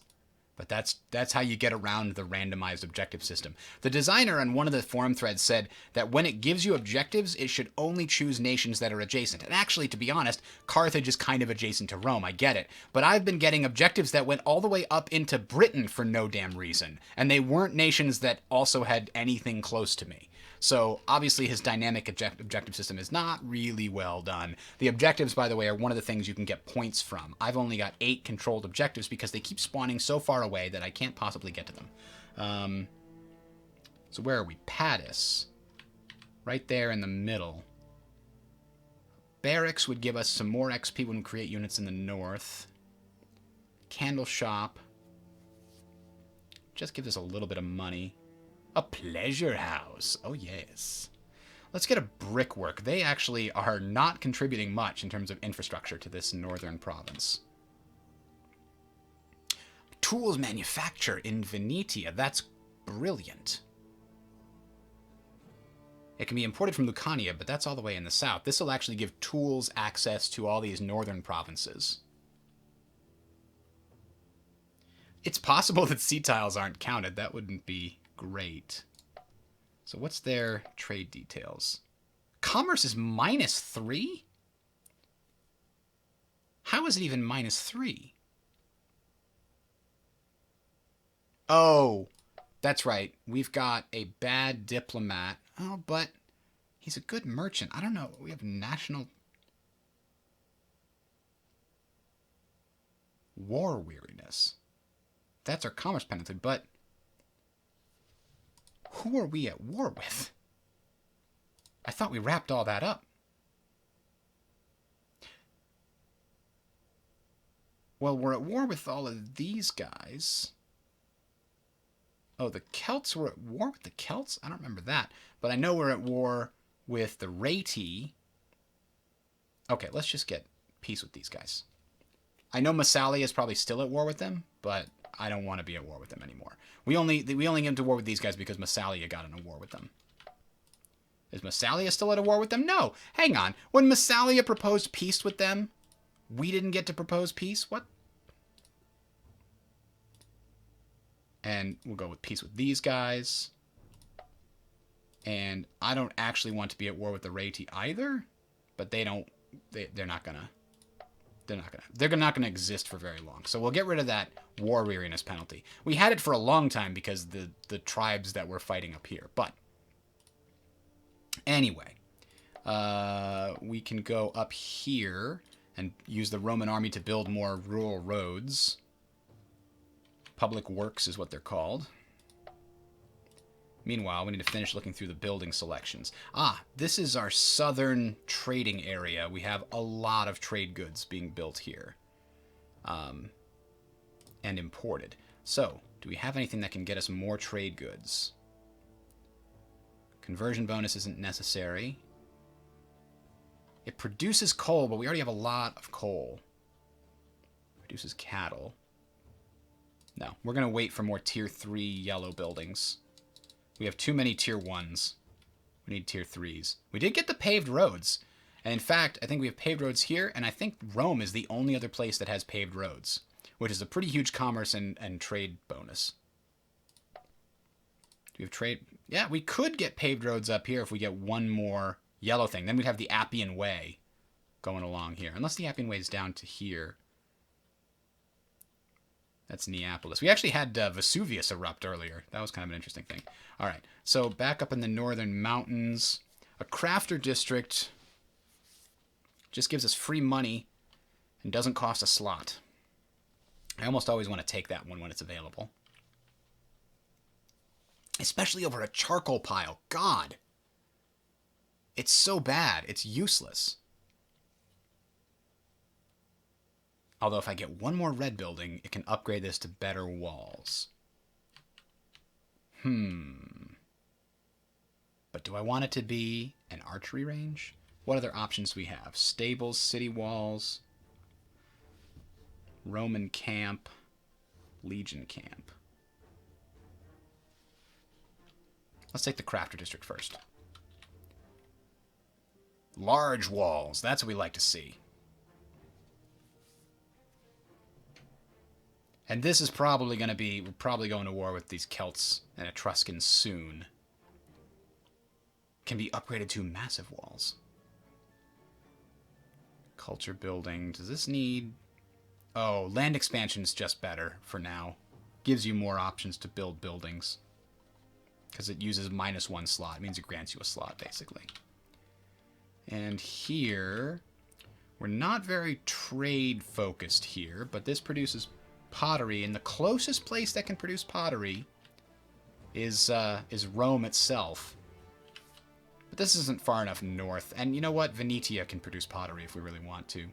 Instead, an armorer can get us extra equipment for this northern province, which I feel like, if anything... A theater, though. Theaters are just so good. They give you no decadence and just a boatload of culture. Let's do it. All right. Let's move on. Magpie says, when Rome was sacked by the barbarians, a bunch of Romans fled and walked until they came to march in a lagoon with in the middle of the march, an island. They called it Venetium, meaning we came until here. Oh. We came until here. Now it's known as Venice. Interesting. I think it's called Venetium even here. So this must be... Is this before? Or you're talking about during the the 300-400s? I don't remember how many times Rome was sacked, but I'm pretty sure it was one of those periods. Like CE. These guys always want to buy my stuff. I don't want your metal. I don't need it. So now we have to wait a turn to see if they're getting back. Here's the other interesting thing about this game. It's a WeGo system. Amnesties doesn't seem necessary. Proscriptions. No. Instead of an I go, you go, after everybody gives orders to their armies, all the armies move at the same time. Which is very interesting. We had a raid. Both raids were repulsed easily. Good job. This poor bastard's here. We need more red buildings. But not a freaking stables. Crafter district instead. Doesn't take up space. Ooh, this we're finally getting some options over here in these newly conquered provinces. We do want at least a palisade, but an irrigation system is great too to help them grow. But right now, apparently, loyalty bonuses are needed over here. Ugh. 8 to 2.5. No, we'll go with irrigation. And clear water. Cool clear water. Finally, regional roads in Padus. It's taken a long time, but we can upgrade.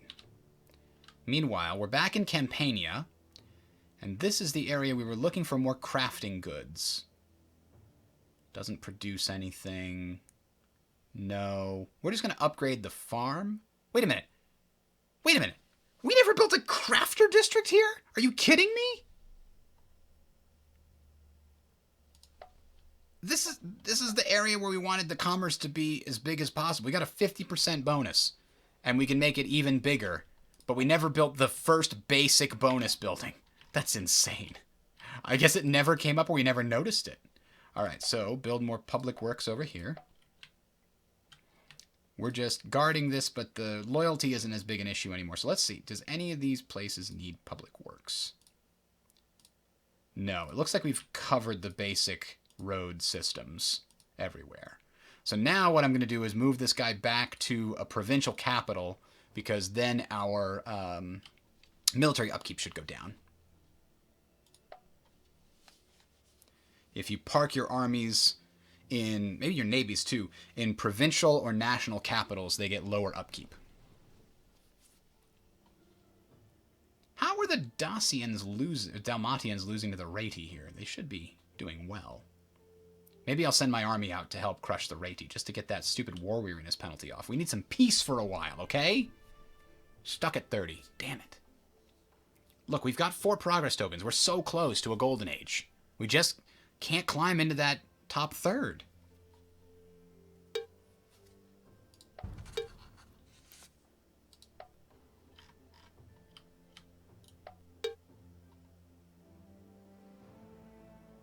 Carthage and Rome secured a trade deal. I don't remember securing a trade deal with... Oh, I gave up. I haven't gave up my other things there. Local militia was beaten and pillaging occurred.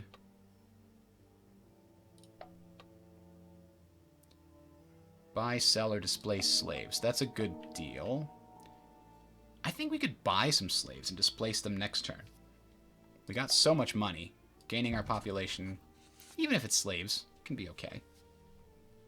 As long as they're displaced properly. The other thing is, eventually you get the option to free the slaves, and that helps create more citizens.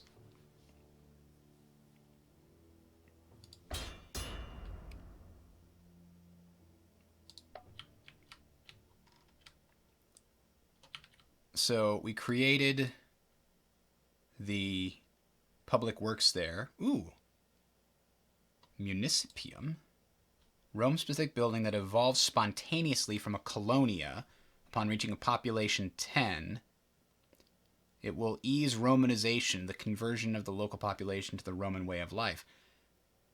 How do you get a colonia in the first place? I remember seeing a colonia,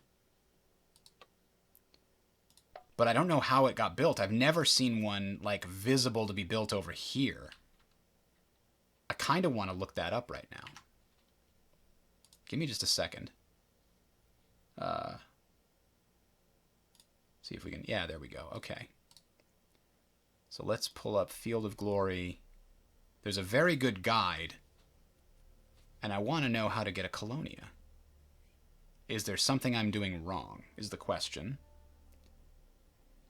This one, Guide to Structures, Trade Goods, and the Economy.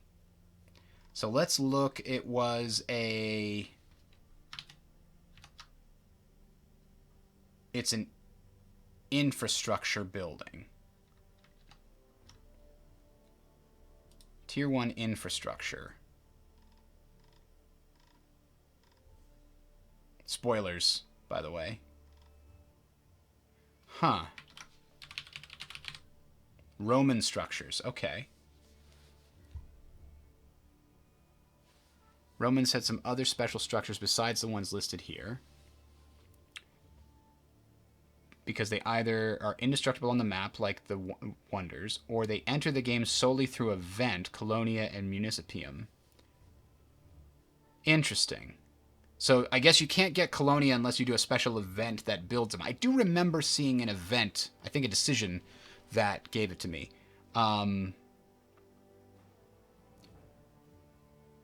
For some reason, I have been avoiding building Roman camps because I assumed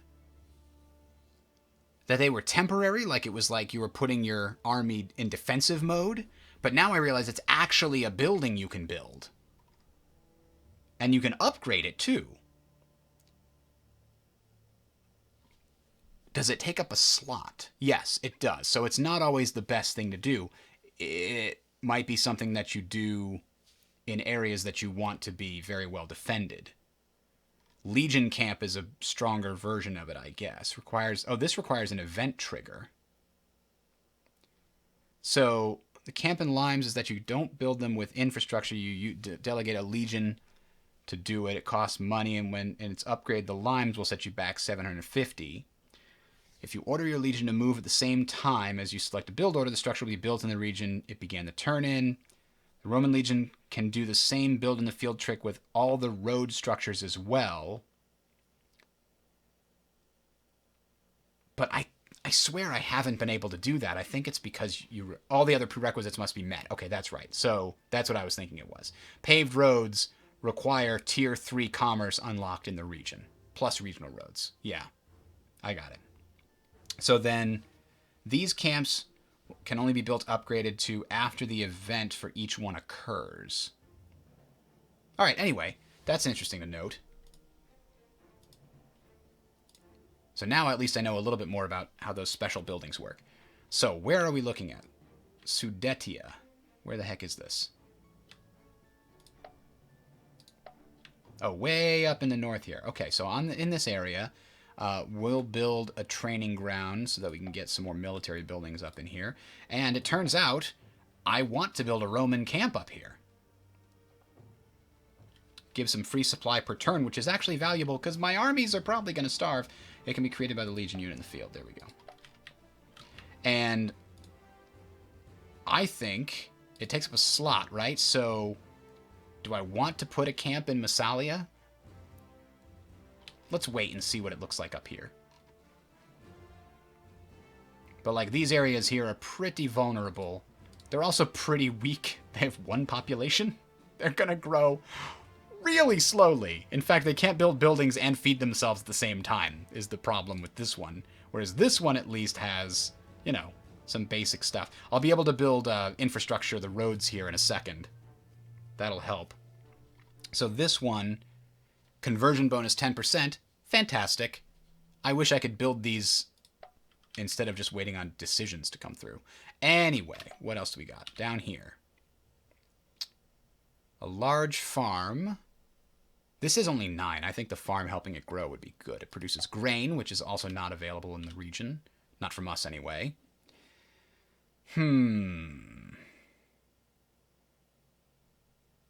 Weaver shop. We don't have cotton, but it does just give us flat amounts of money. And it would be our third commerce building, opening up more opportunities. Here, fishery. Get out of here with your fishery. Food and 5. That siege resist 1 is good. A fish market actually gives you quite a bit of money and requires fish. But let's take the training ground in order to continue trying to get our red buildings up. Now here, remember, we're looking for anything that gives us a new trade good now.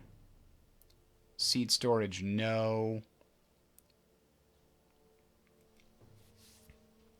And if not, I think we'll shuffle the options. This needs coral.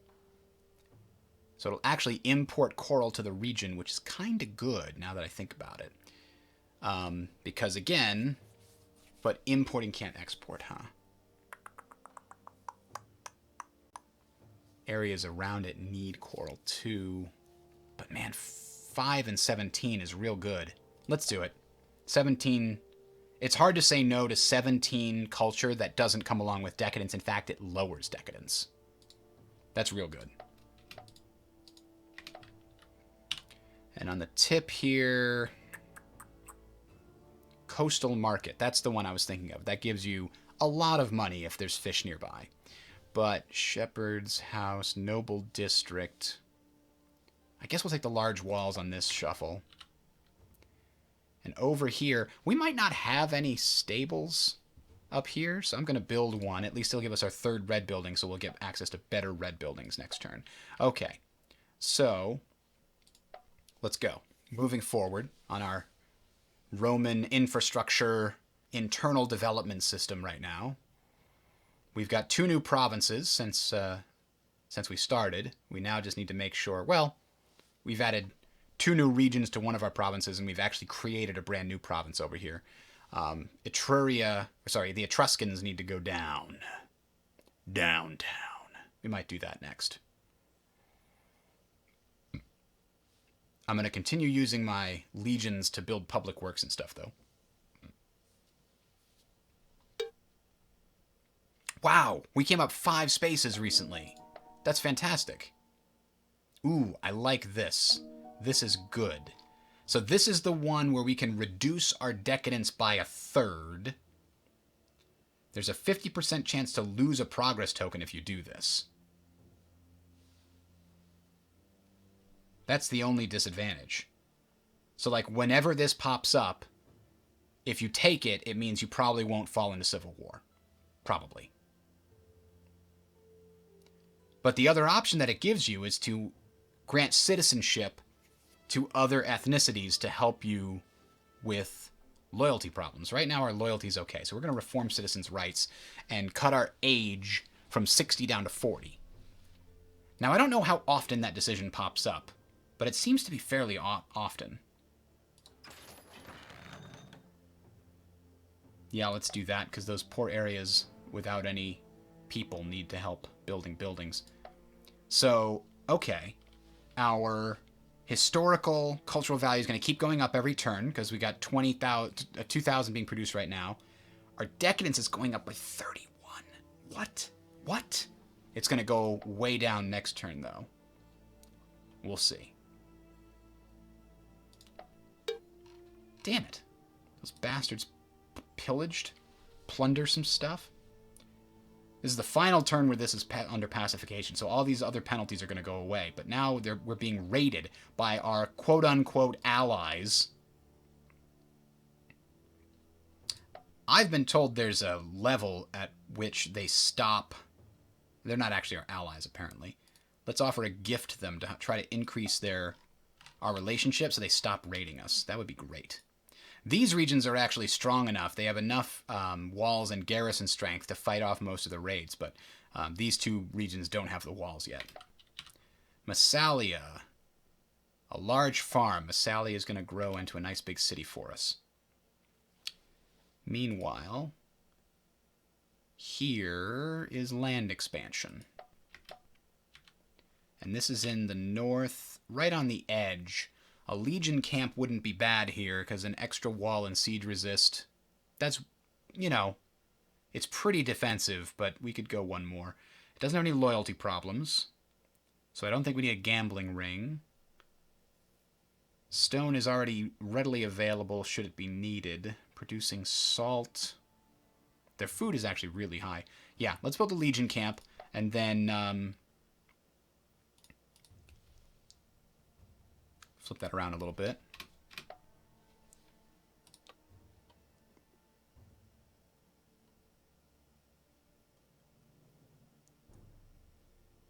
I think the warehouse here would be pretty good, just to make sure, because every time you build these buildings, they have a certain amount of upkeep, so you lose that much infrastructure.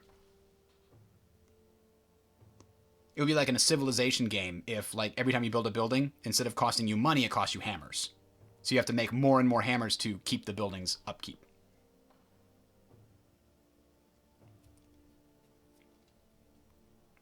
So a warehouse is going to help us a lot to produce more hammers, but also to deal with the upkeep of future things. So let's look at the provinces we do have.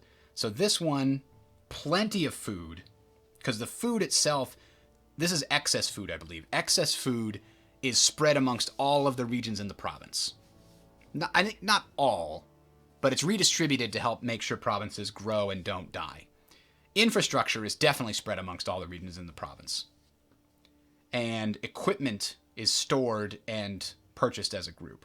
So this is doing well. 266 is great. Sicily was having a problem earlier with infrastructure. They were at like 110 or something. 189 is a good size for this number of regions, so I think we're good there. Transalpania, they have a lot more regions, so they're not doing great on the infrastructure. And we're actually only missing 2 of them. Look at that. I think it's this one and this one. And this newly created region up here, very weak. Very weak, unfortunately. In fact, I need to stop building buildings so that they can actually... because if I don't build a lot of these things, then this won't be spread so thin. I need the 18 to kind of be focused. So what do we have here? The people felt that the abandoned local palace would be much more useful as a source of stones, and so they turned it into a quarry. That's good. So they have finished building... oh, you can upgrade it to a limes right now. I don't want to, though, because the upkeep gets even higher. Now, it's interesting that I can upgrade it without... Oh, limes must also be a level... It's also a level 1. So it just increases the cost to keep it going. But it does increase the wall value to 2 and the siege resist to 4. Dang. That's really good. All right. Anyway, they're going to come over here and build the most basic infrastructure that can be built in these 4 provinces, as they go through. Let's actually have these guys march over and try to do the same thing, because we have no roads going through these mountains, and we need roads. Where we're going, we do need roads. So Venetia here, this is my other focus on production of trade goods. We want to upgrade this into something that can provide papyrus, but first I think we want the clear water to help our growth, because our health is kind of weak. Health bonuses give a % discount on growth, future growth, so it allows the city to grow faster. Down here, we can upgrade to a large warehouse. It gets a lot of bonuses to infrastructure. Look at that. The tools and everything else. However, that's a lot of money. We're rolling in the dough. Let's do it. Summer Palace increases our legacy gain, but increases our decadence too. We're going to try to avoid that. Although loyalty bonus it gives us is quite good. Oh boy, these guys got a lot of slaves. And we need to reassign.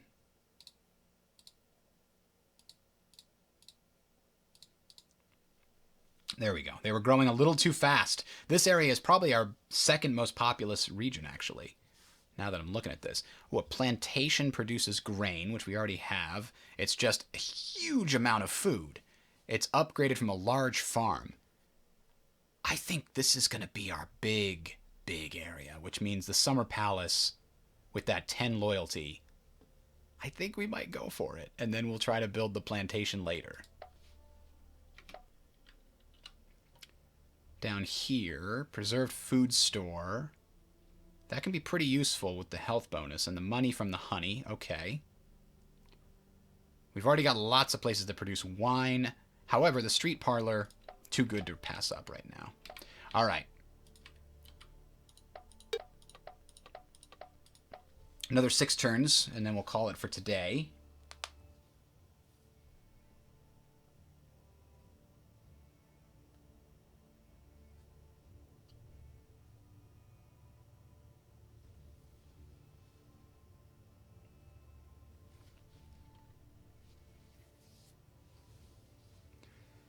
I'm kind of concerned. I think that black line on my army means... Oh, we gained 1 more position? I can't tell. Are we not in the top, though? It looks like we're not. And it looks like we lost a progress, actually. Ugh. Because of that decision we took. We lost a progress, but we also theoretically lost a lot of decadence. Let's go find out.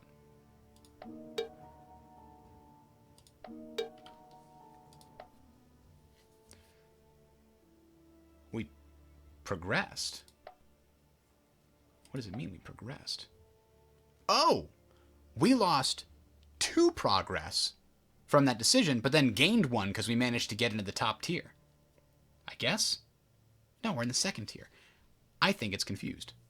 But anyway, yeah, our status age penalty went down by like 300. 342 to be exact. However, our historical cultural value went down too. How come? I don't think we pulled anybody away from... Did our loyalty go down? That turn might have ended like some kind of loyalty bonus that we've had for like the last 12 turns. That might be it.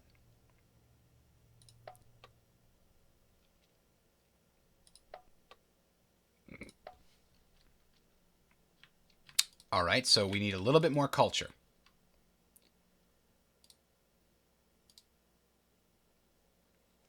Well, I'm a little bit country, and I'm a little bit rock and roll. Don't want a large quarry. Over here, we don't have any red buildings at all here. I think I want one just to continue trying to get our red buildings up. And this region actually doesn't have a lot of ability to build military units. It can only hold 194 equipment. So if we tried to build a bunch of legions, we couldn't build more than, you know, a couple here. So getting more equipment storage, that's pretty good. And over here, we get the option for a spinning mill. Lots of money, produces cloth, which we can get from a lot of places. Or not the Summer Palace, definitely not the Summer Palace. Builder's Hall.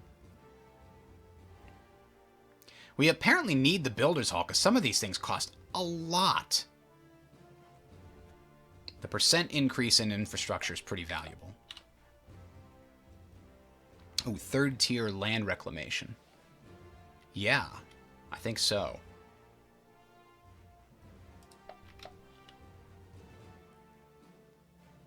And, yeah, a warehouse. Okay. Let's do a training ground, a little bit more XPs for the northern areas.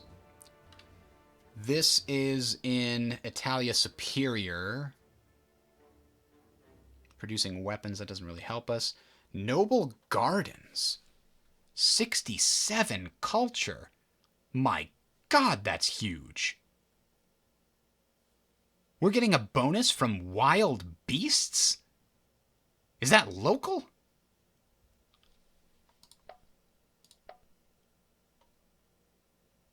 Are we importing wild beasts here?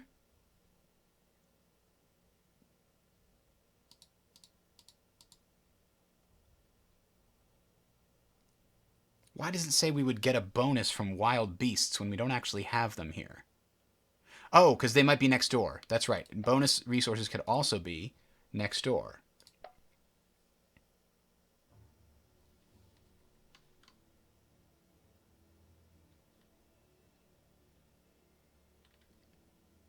And yet, I don't see any wild beasts in any adjacent regions. All right, go back to the main screen here. This has 1, 2, 3, 4, 5 regions. Let's find the wild beasts. That's wool, cattle. I don't see any wild beasts here in Piscinium. What about here?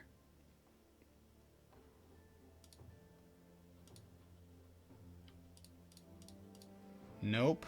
Leather, but not wild beasts. What about Latium? Does Latium somehow have wild beasts being imported? We have luxuries being imported to Latium. Weapons, cattle. There it is, wild beasts. We're importing that from Ptolemaic Egypt, and it's used in the circus that we built. I did not realize that. Wild beasts are hard to come by. In fact, if you open this back up, you can see they're importing it from one of these over here. I think. Lycia. Oh, over here? Yes. So, Asia Minor apparently has... Oops, wrong thing. Wild beasts. Wait a minute. We're importing it from Lycia. There it is. It's a manufactured trade good? How do you manufacture wild beasts? The Temple of Artemis! People will bring rare and dangerous animals there. Okay! That world wonder is producing wild beasts. Look at that. I'll take it. I'll take it. I didn't realize I could do it, but that's awesome. The Noble Gardens here in Aeternus will give us a crap load of culture for that as a result. So this area needs public works. Now, what else are we looking for down here on the boot? A weaver's shop would start unlocking tier 3 crafting items for us. A tavern gives us a flat loyalty bonus, though, and I'm very tempted to do that. However...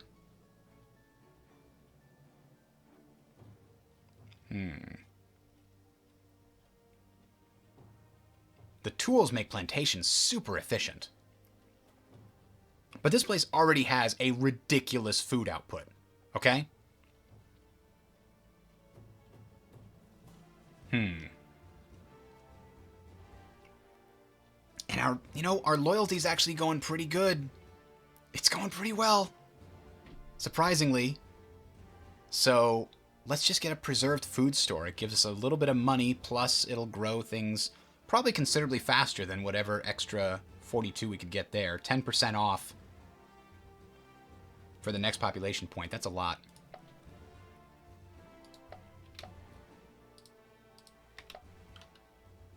Ah, the furthest north our roads go. Training ground. Let's get more of those red buildings. This is the capital of the region. And it can't build any commerce buildings. That's kind of bizarre. How bizarre? Very bizarre. We're also going to do this as a province. We're going to look at the things that are being built. We're going to try not to build anything else until these other structures are completed, and then we'll try to prioritize what we can. This is definitely going to want to build infrastructure as soon as we can, but we'll get a little bit more infrastructure for the whole province as we build the public works around here. But in the meantime, we're going to skip that one. And this one is on its own. This one just has to work on its own because this isn't part of the main province. So this can build a building. And ideally, if we have a conversion building, no, we don't have a conversion building, then we're fine. All right, that's the last one. End turn. Which world wonders are there? There's a lot of world wonders. I do not know what they all are, however. If you go to that Grognard guide I was showing earlier on the Steam guides, it's like the top voted one. He basically found all the buildings in the game by looking in the game files and writes up what their stats are and what they do. I haven't gone through it because there's like 400 buildings in here and it's fun to be surprised. Ah, Ptolemaic Egypt has overtaken Moria. We're in the top third! Yes, we did it, guys! The problem is, if our status age, I don't know when that decision comes up that lets you reduce your age by a third. If it's fairly rare and we don't see it for another 100 turns, then yeah, things are going to get dicey. Now, 40% chance to receive a progress token. Why is it 40? It's normally 35, I thought. Oh, maybe if you're... Oh, that's right. If you're in the lead in Legacy, you had a higher chance of gaining a progress token and a lower chance of gaining a negative progress token, if I remember correctly. Oh, now we're fighting more wars? The Scythians are coming? Distribute the slaves more evenly.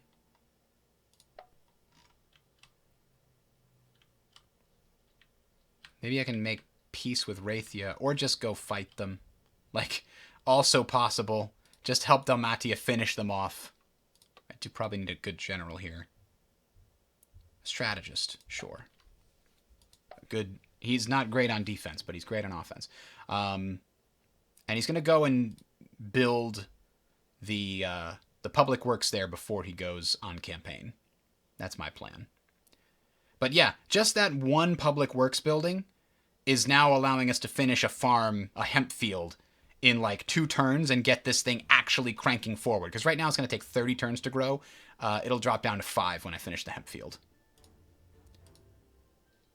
This area still can't deal with anything. So we're going to hold off on building anything further. What else do we need down here? Padis. A barracks would give more XP to the region. Decadence reduction. Doesn't use any slots. Okay. Wow. We are producing way too much food here. Like, way too much food. I know it's 19. Only 19, but my mind is older. These New York streets get colder. I shoulder every burden, every disadvantage I learn to manage. I don't have a gun to brandish. I walk these streets famished. The plan is to fan this spark into a flame. But damn, it gets dark, getting dark, so let me spell out my name. I am the A-L-E-X-A-N-D-E-R. We are meant to be. The South might need more of that. Tavern, free loyalty bonus. Yeah, actually, this needs the loyalty bonus, doesn't it? Ooh, copper works. Oh, I thought that was because we had copper in the region. 19% is actually pretty terrible for a 19 population. We're going to build a smokehouse. Gives a little bit of food and a little bit of health. I do like it. A prison? We've said how much we like prisons. They cost a lot of upkeep, but they have very good bonuses and no significant penalties. And up here, a tavern is also one that I think of as kind of a free loyalty bonus because there's no decadence that comes along with it. So let's take that. Whereas the gambling ring gives you loyalty, but it also gives you decadence. I don't want it. And this is actually part of this bigger region, right? So I don't want to actually build anything there so that they can concentrate their power on just building these three things, and then we'll look at more options.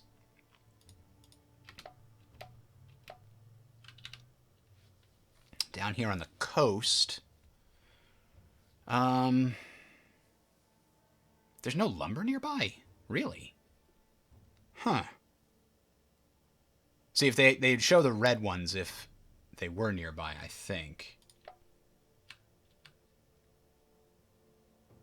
Yeah, there's lumber nearby. It's right here. May not be touching, but there's lumber nearby. And there's more lumber up there. So let's build a little bit of lumber here, though, because it's these... This area just will never get access to lumber if it doesn't build it. Okay.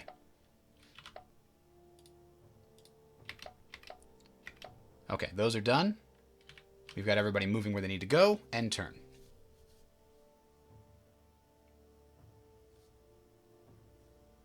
There are a lot of functions in this game that are not obvious. The way that your folks convert to your culture, very confusing. Not shown anywhere on any of the tooltips, as far as I can tell.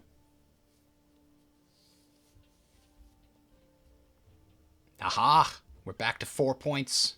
Rome is staying in that top tier.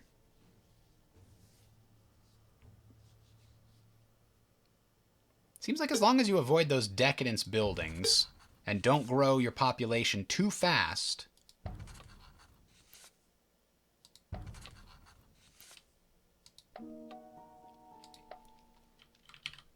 Alright, so he's going to build public works. He's going to build public works. Hopefully they won't starve. Actually, this guy won't starve because he's adjacent to some very good food production areas. This guy, though, not really. Any of these areas are not very good as far as the food production is concerned.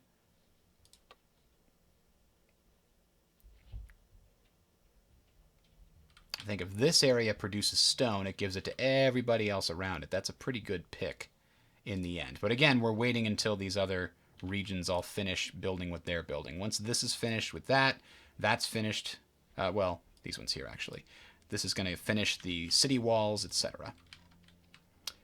In the meantime, what building shall we build in these other regions? This is on the border in France. Brickwork to help the province with more infrastructure. Seems like a good pill. Pill? The hell? A little bit of money and culture in the street parlor, but more importantly, it's a government building. But I think the oration tribute is too. So we already have one government building, but more than one is still good for some of those decisions. We'll go with this first, though. An orchard gives a lot of food here in the mountains, which is a little odd. Huh. Amphitheater's very, very expensive, isn't it? I don't think we want wood cutting, but we'll build the orchard, and then we'll move some of these people around to get a little bit more there. And the orchard will go from 11 to an extra 15. That'll get us to a good place. Central Italy.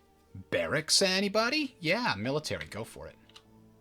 In the south, trading tents. We get a bonus from silk. Basilica. We could actually get frankincense from somewhere now, and we get a bunch of culture and loyalty. That's a good pull for Laconia. Yeah, I'll take it. It'll let it grow a lot quicker. Now, up here in Carnia, gambling ring, no. Furnace, no. Weapons manufacturer, I don't like any of these. Not even a Hetfield, it's tier 1. Public bath is tier 2, but I don't want the decadence, so we're going to shuffle it. Alright, those 3 are done. These guys have their orders to build public works, helping the province get back on its feet after the, you know, kind of devastating campaign we prolonged against it. Oh. Alright, the Reti are almost gone, and then we won't be at war anymore with them. Hopefully, that will get our commerce working again. Our war weariness is off the chart because we keep forgetting to end these. Well, for a long time, we forgot to end these wars. People are like, oh man, this war weariness is crippling. I can't sell anything. And our people are like, we're still at war? Really? Listen, if it's just a matter of signing a piece of paper, we'll fix it for you. Massalia, are you just asking for more of those Sicilian archers? Or slingers? No, you're not, but I'm not giving you that either. I seem to get this one a lot. Maybe it's because I needed my slaves displaced a little bit. Anyway, you can head over and deal with this. And you can head over here and build one more public works. Meanwhile, this region is almost done with the city wall. So what we need to do is shop around and find the best possible option. We probably don't have stone anywhere nearby. This would be the best area to build stone and wood in as far as an infrastructure is concerned. And then we can build another one up here where the wood already is. So can we build stone here? Not exactly. But a wheel maker gets us quite a bit closer.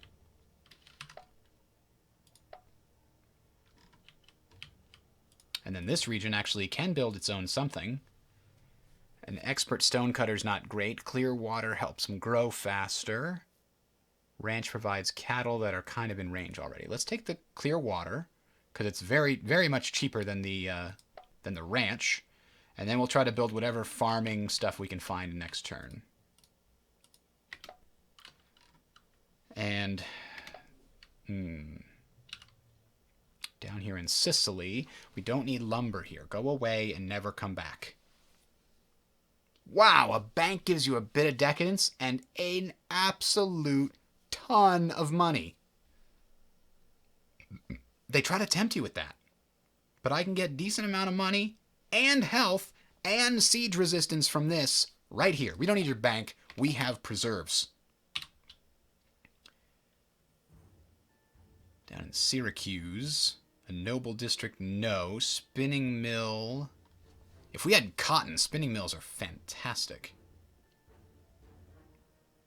City guard, no decadence, thank you.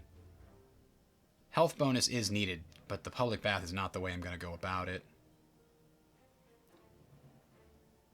And we need tier 2 farms. No, not that one. Up here, we shuffled things around, and what did we get access to? A sacred estate. Upgrading from worship place gives us more culture, costs a little bit of food, and gives us a loyalty bonus. Yeah. And we're skipping these ones here. This one does need something. A farm would be pretty valuable here. Ooh, the cultural site is just more important. We gotta convert these people. They get much more productive when they're converted to Italic citizens. Germanic citizens' productivity is much lower as a general rule. Not Germanic specifically, but anything that's not your primary culture is a lower productivity. And way over here, we finally have the option to build a palisade. So let's build it. Some basic walls would be nice. Yeah. Down in the boot. Gladiatorial school. A granary. Wow. I forgot this is like off. These two things down here are off the chart. A loyalty bonus of 16 for only a small increase in decadence. Missing the bonus from wild beasts because it's not touching Latium.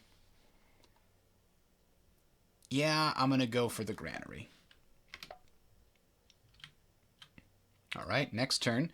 Let's see if we can end this war with the Rati and then end whatever other war we're at war with. I need fewer allies. They keep dragging me into these wars.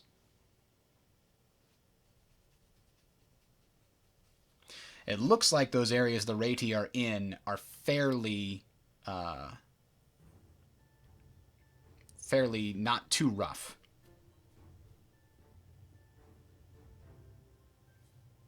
So the Legion should do okay.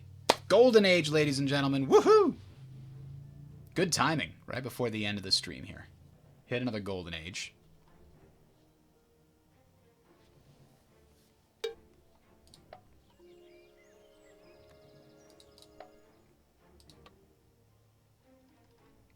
That gives culture bonus of 25%, makes it easier to stay here in this glorious aristocratic empire. Decadence from conquest reduced by 75%, but decadence gain further increased by 50. That makes it harder to stay here. So the culture bonus actually helps you with your legacy points, your victory points, because remember, any region that reaches 1,000 culture starts producing 1 legacy for you. Any region that reaches 5,000 gets 2 legacy per turn, and any region that hits 20,000 gives you 3 legacy per turn. But that decadence increase, that's rough. Like, yeah, the culture went up, but the decadence went up too, by a lot. And we're still aging. Alright, these guys here, build your public works. Let's take a look at the status of this province. Wheelmaker's going to take 2 turns. We're going to leave it just like that. It's spreading 29 across the whole province. That is not enough. Now, Ratia itself seems like it should be able to move some of the food production down to infrastructure. Everybody else, they're just going to kind of grow steadily and slowly. And over here, this could use, I guess, a stud. That could use a stud. Now, it's still not giving me these commerce things. Somebody said they saw that too, and it seemed like a bug. We'll see if... I don't know if that's happening in the same region. We've seen it a couple of times, right? But I think it only happens like... Oh, no, there it is too.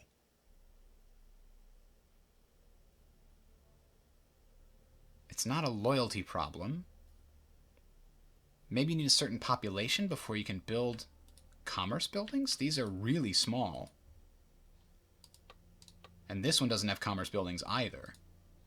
That would explain it. This is 3. Everything else is under 3 that can't build commerce buildings. Let's see if that hypothesis turns out to be correct. On the next Veni, Vidi, Vici.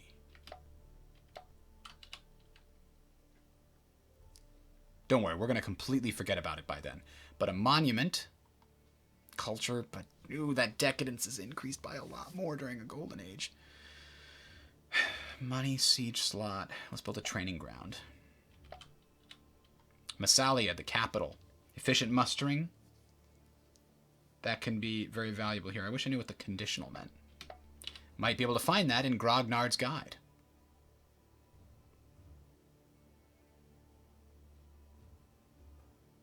No, I don't want that. I don't want anything that gives decadence right now. That's kind of weak to take up a whole slot. 7 money and 3 metal.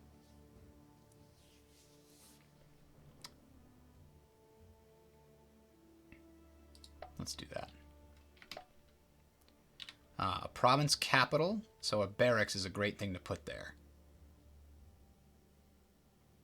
So is a worship place, but I'm going to take the barracks while it is here.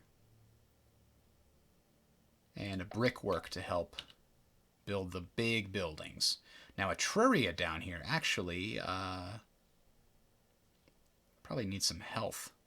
They're taking a long, long time to grow, so an aqueduct is necessary. Ah, Campania is back. They need anything that produces trade goods or...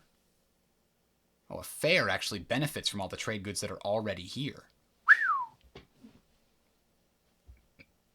Now, we don't have pottery, which is a little weird, but it gives... I can't turn this down.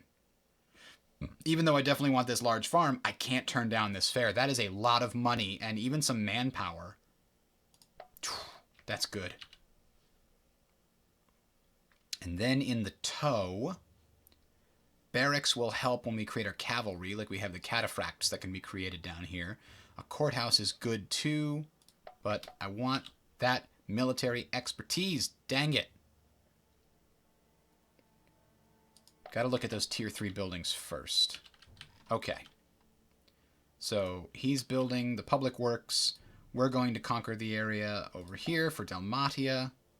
Who's the other person we are at war with? This Scythians. We don't want you. Okay? We don't want you. Have some metal. There. Go away. We want peas. All we are saying is give peas a chance.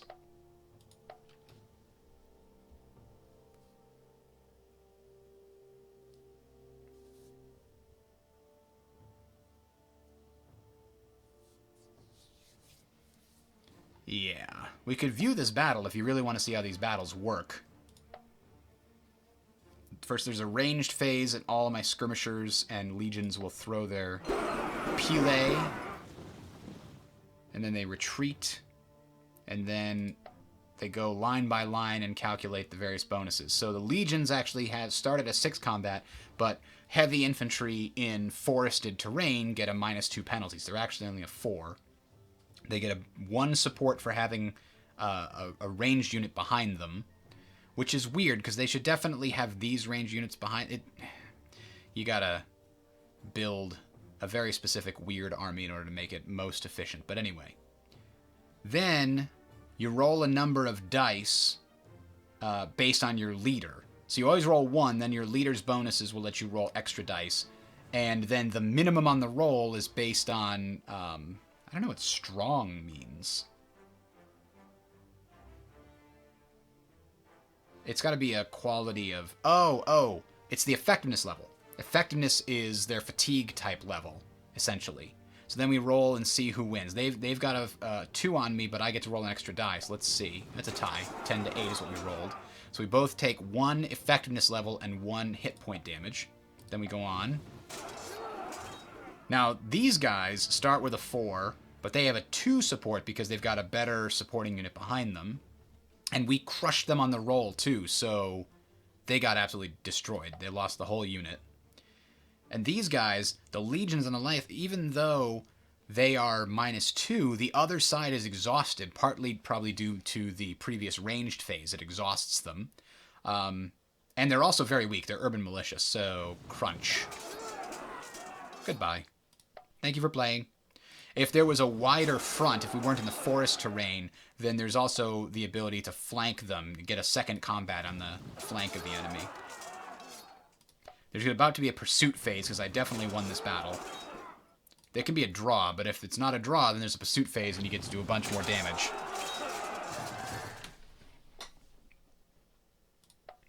Look at that. We run the battle. Now I gotta give this territory to Dalmatia, because I don't want it.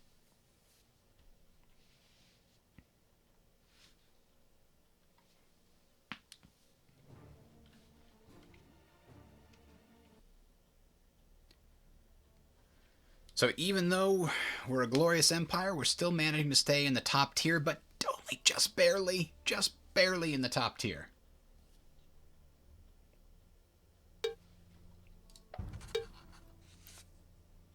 Dacia, no.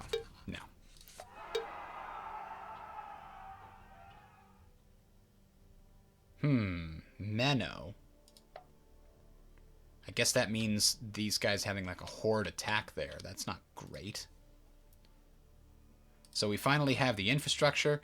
I'm gonna go build some like Roman camps along this border and see how that goes. Now, we've built a lot of red buildings. How are we doing on our military experience? Not great, because we keep expanding. If we get rid of this, though, we're going to sell this to them, to the Dalmatians, as we go and hopefully crush the last of the Reti, never to be seen again. So how about we go to these guys and we say diplomacy, transaction, seed province. What is this thing called? Arabo? Nope, not province. I'm sorry. Seed region. Arabo. And what'll they give me in return? A cooperation agreement?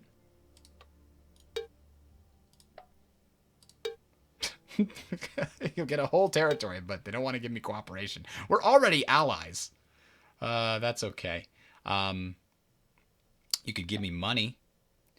How about 440? Too much? Really? You don't want this thing? Why are you going to war with the Reti if you don't want the stuff that... Screw it. I'm just giving it to you. I don't want it. I just want this war over. All right. The art of the deal in action, people. A coin maker. Lots of money, but lots more if we had gold or silver. Pleasure house isn't necessary. A mill really isn't necessary. We're gonna shuffle this up, find some better stuff. Down here in Sicily, we apparently decided that this is going to be a super awesome area. Decadence reduction of 1. That's huge. That makes it even better. This place is allowed to get as big as it freaking wants now. And still have no decadence. We can make all the cool buildings here. This is my area here. Apparently. I need to look up what having a second capital actually does. I remember it said something about it in the forum, or the manual. Alright, over here. Oration Tribune. Military store. Builder Hall. Oops. How's this region doing? No, they actually have way too... They have plenty. Oh, I've already picked something for them. Now, what are our options in the various regions up here? A wheelmaker would be fantastic. Help us grow this quite a bit. This whole region. It only takes 3 turns.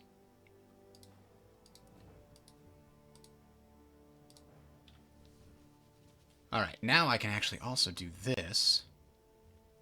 So the growth is a little slower, but we can build these buildings a little bit faster.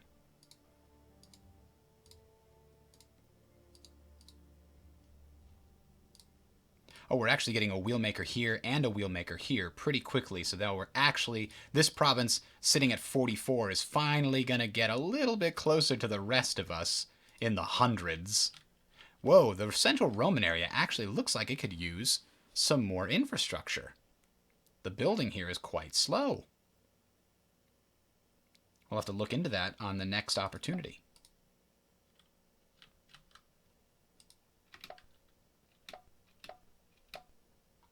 And over here, city walls would be a pretty decent upgrade. Because what does our palisade actually give us? It gives 1/1 with a siege resist of 1, whereas the city walls, I think, only still give you a 1/1 wall, but they give a siege resist of 2 and a garrison of 1. So that's a nicer upgrade. What else do we have? No conversion bonuses there. Wheelmaker. Yeah. Okay. Also in the same province. How's our... Ooh, health here is actually pretty weak. But so is the food. And we have no flax nearby, so let's do it. And we have no... See, I wish it would prioritize showing whether you have stuff imported nearby. Or maybe this is going in order of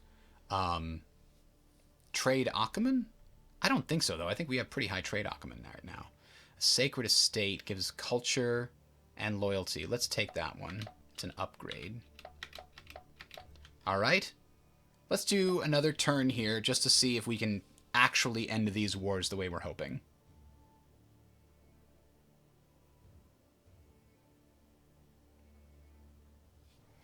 So this one might not... Yeah, it's a pretty thin line, so we don't get to really take advantage of our large numbers here. We did exhaust them a lot better than they did to us. Wow! Okay, these guys have the support bonus and a +2 terrain defense bonus. That's painful. We've got endurance, though. Although we can't endure that. Yikes. Oh, we barely can, actually. Good job. Hey, there we go. Ugh. Whew. These rolls are rough. I think it's going to be a draw. Maybe our numbers are going to take advantage, are going to help us here because of it. It's a draw. We have to fight again, and we still have some fresh troops, and a lot of theirs are weaker. That's the hope. Let's see. Next battle. We exhausted more of them. That should help. See, we've got fresh guys here.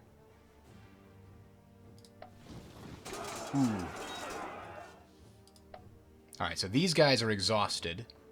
So they get -1, and they don't get any bonuses to their minimum roll, so they could roll very poorly.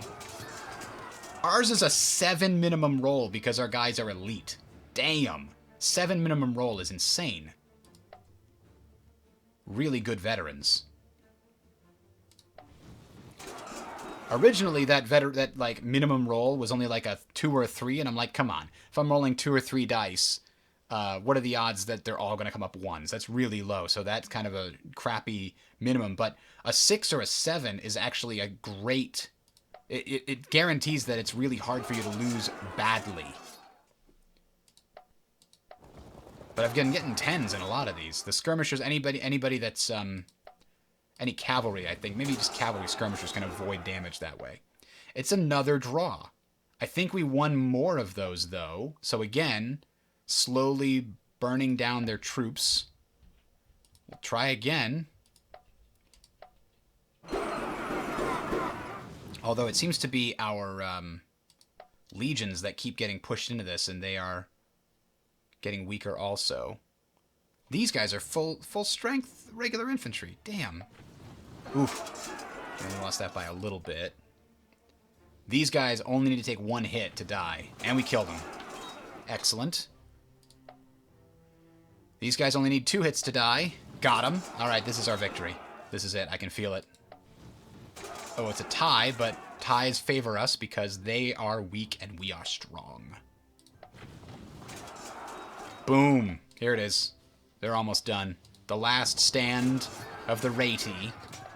Pursuit phase. Get 'em, boys! Rome won the battle.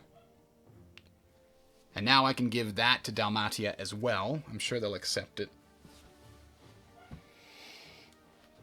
Because I don't want it. It's not connected to me, and it's just going to cause me, give me decadence, and I'm not going to be able to defend it, and it's not a full province. Don't want it. Don't want it. No, I don't. No, sir.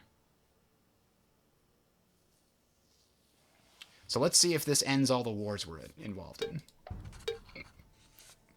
Okay, good. We signed the peace treaty. Large population, blah, blah, blah. Carthage just keeps yelling at us. And, so now I've got to try to sell them Pannonia.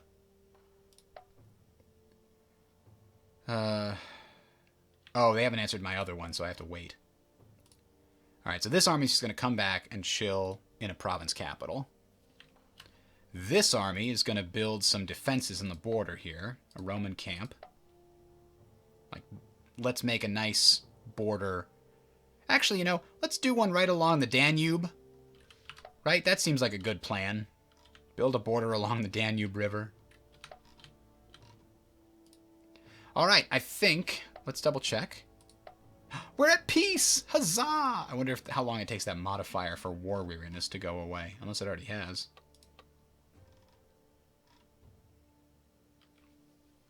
This will go up once we can sell those 2 provinces away. I don't see... Yeah, I think the war weariness one is finally gone. 10 extra possibilities per turn to degrade relationships with other nations, because this guy's awful. His age is 59, his health is poor, so we might get another leader, hopefully better, but his trade acumen was great. That's one of the reasons we're making so much freaking money. 3,100 in regional commerce, because when there's a lot of different places that you can buy resources from during the trading these trade goods, trade acumen determines the likelihood that a province gets it from you versus somebody else. Even your own provinces buying from your own home area is more likely if they have good trade acumen. So I like having that leader around, but you don't have any choice. The leaders just are what they are. That's what it is. Okay. Thanks for watching, everybody. We are going to call it a day here. And we'll be back tomorrow around 10:30 a.m. Eastern Time. That's -4 UTC. So with that, have a good one.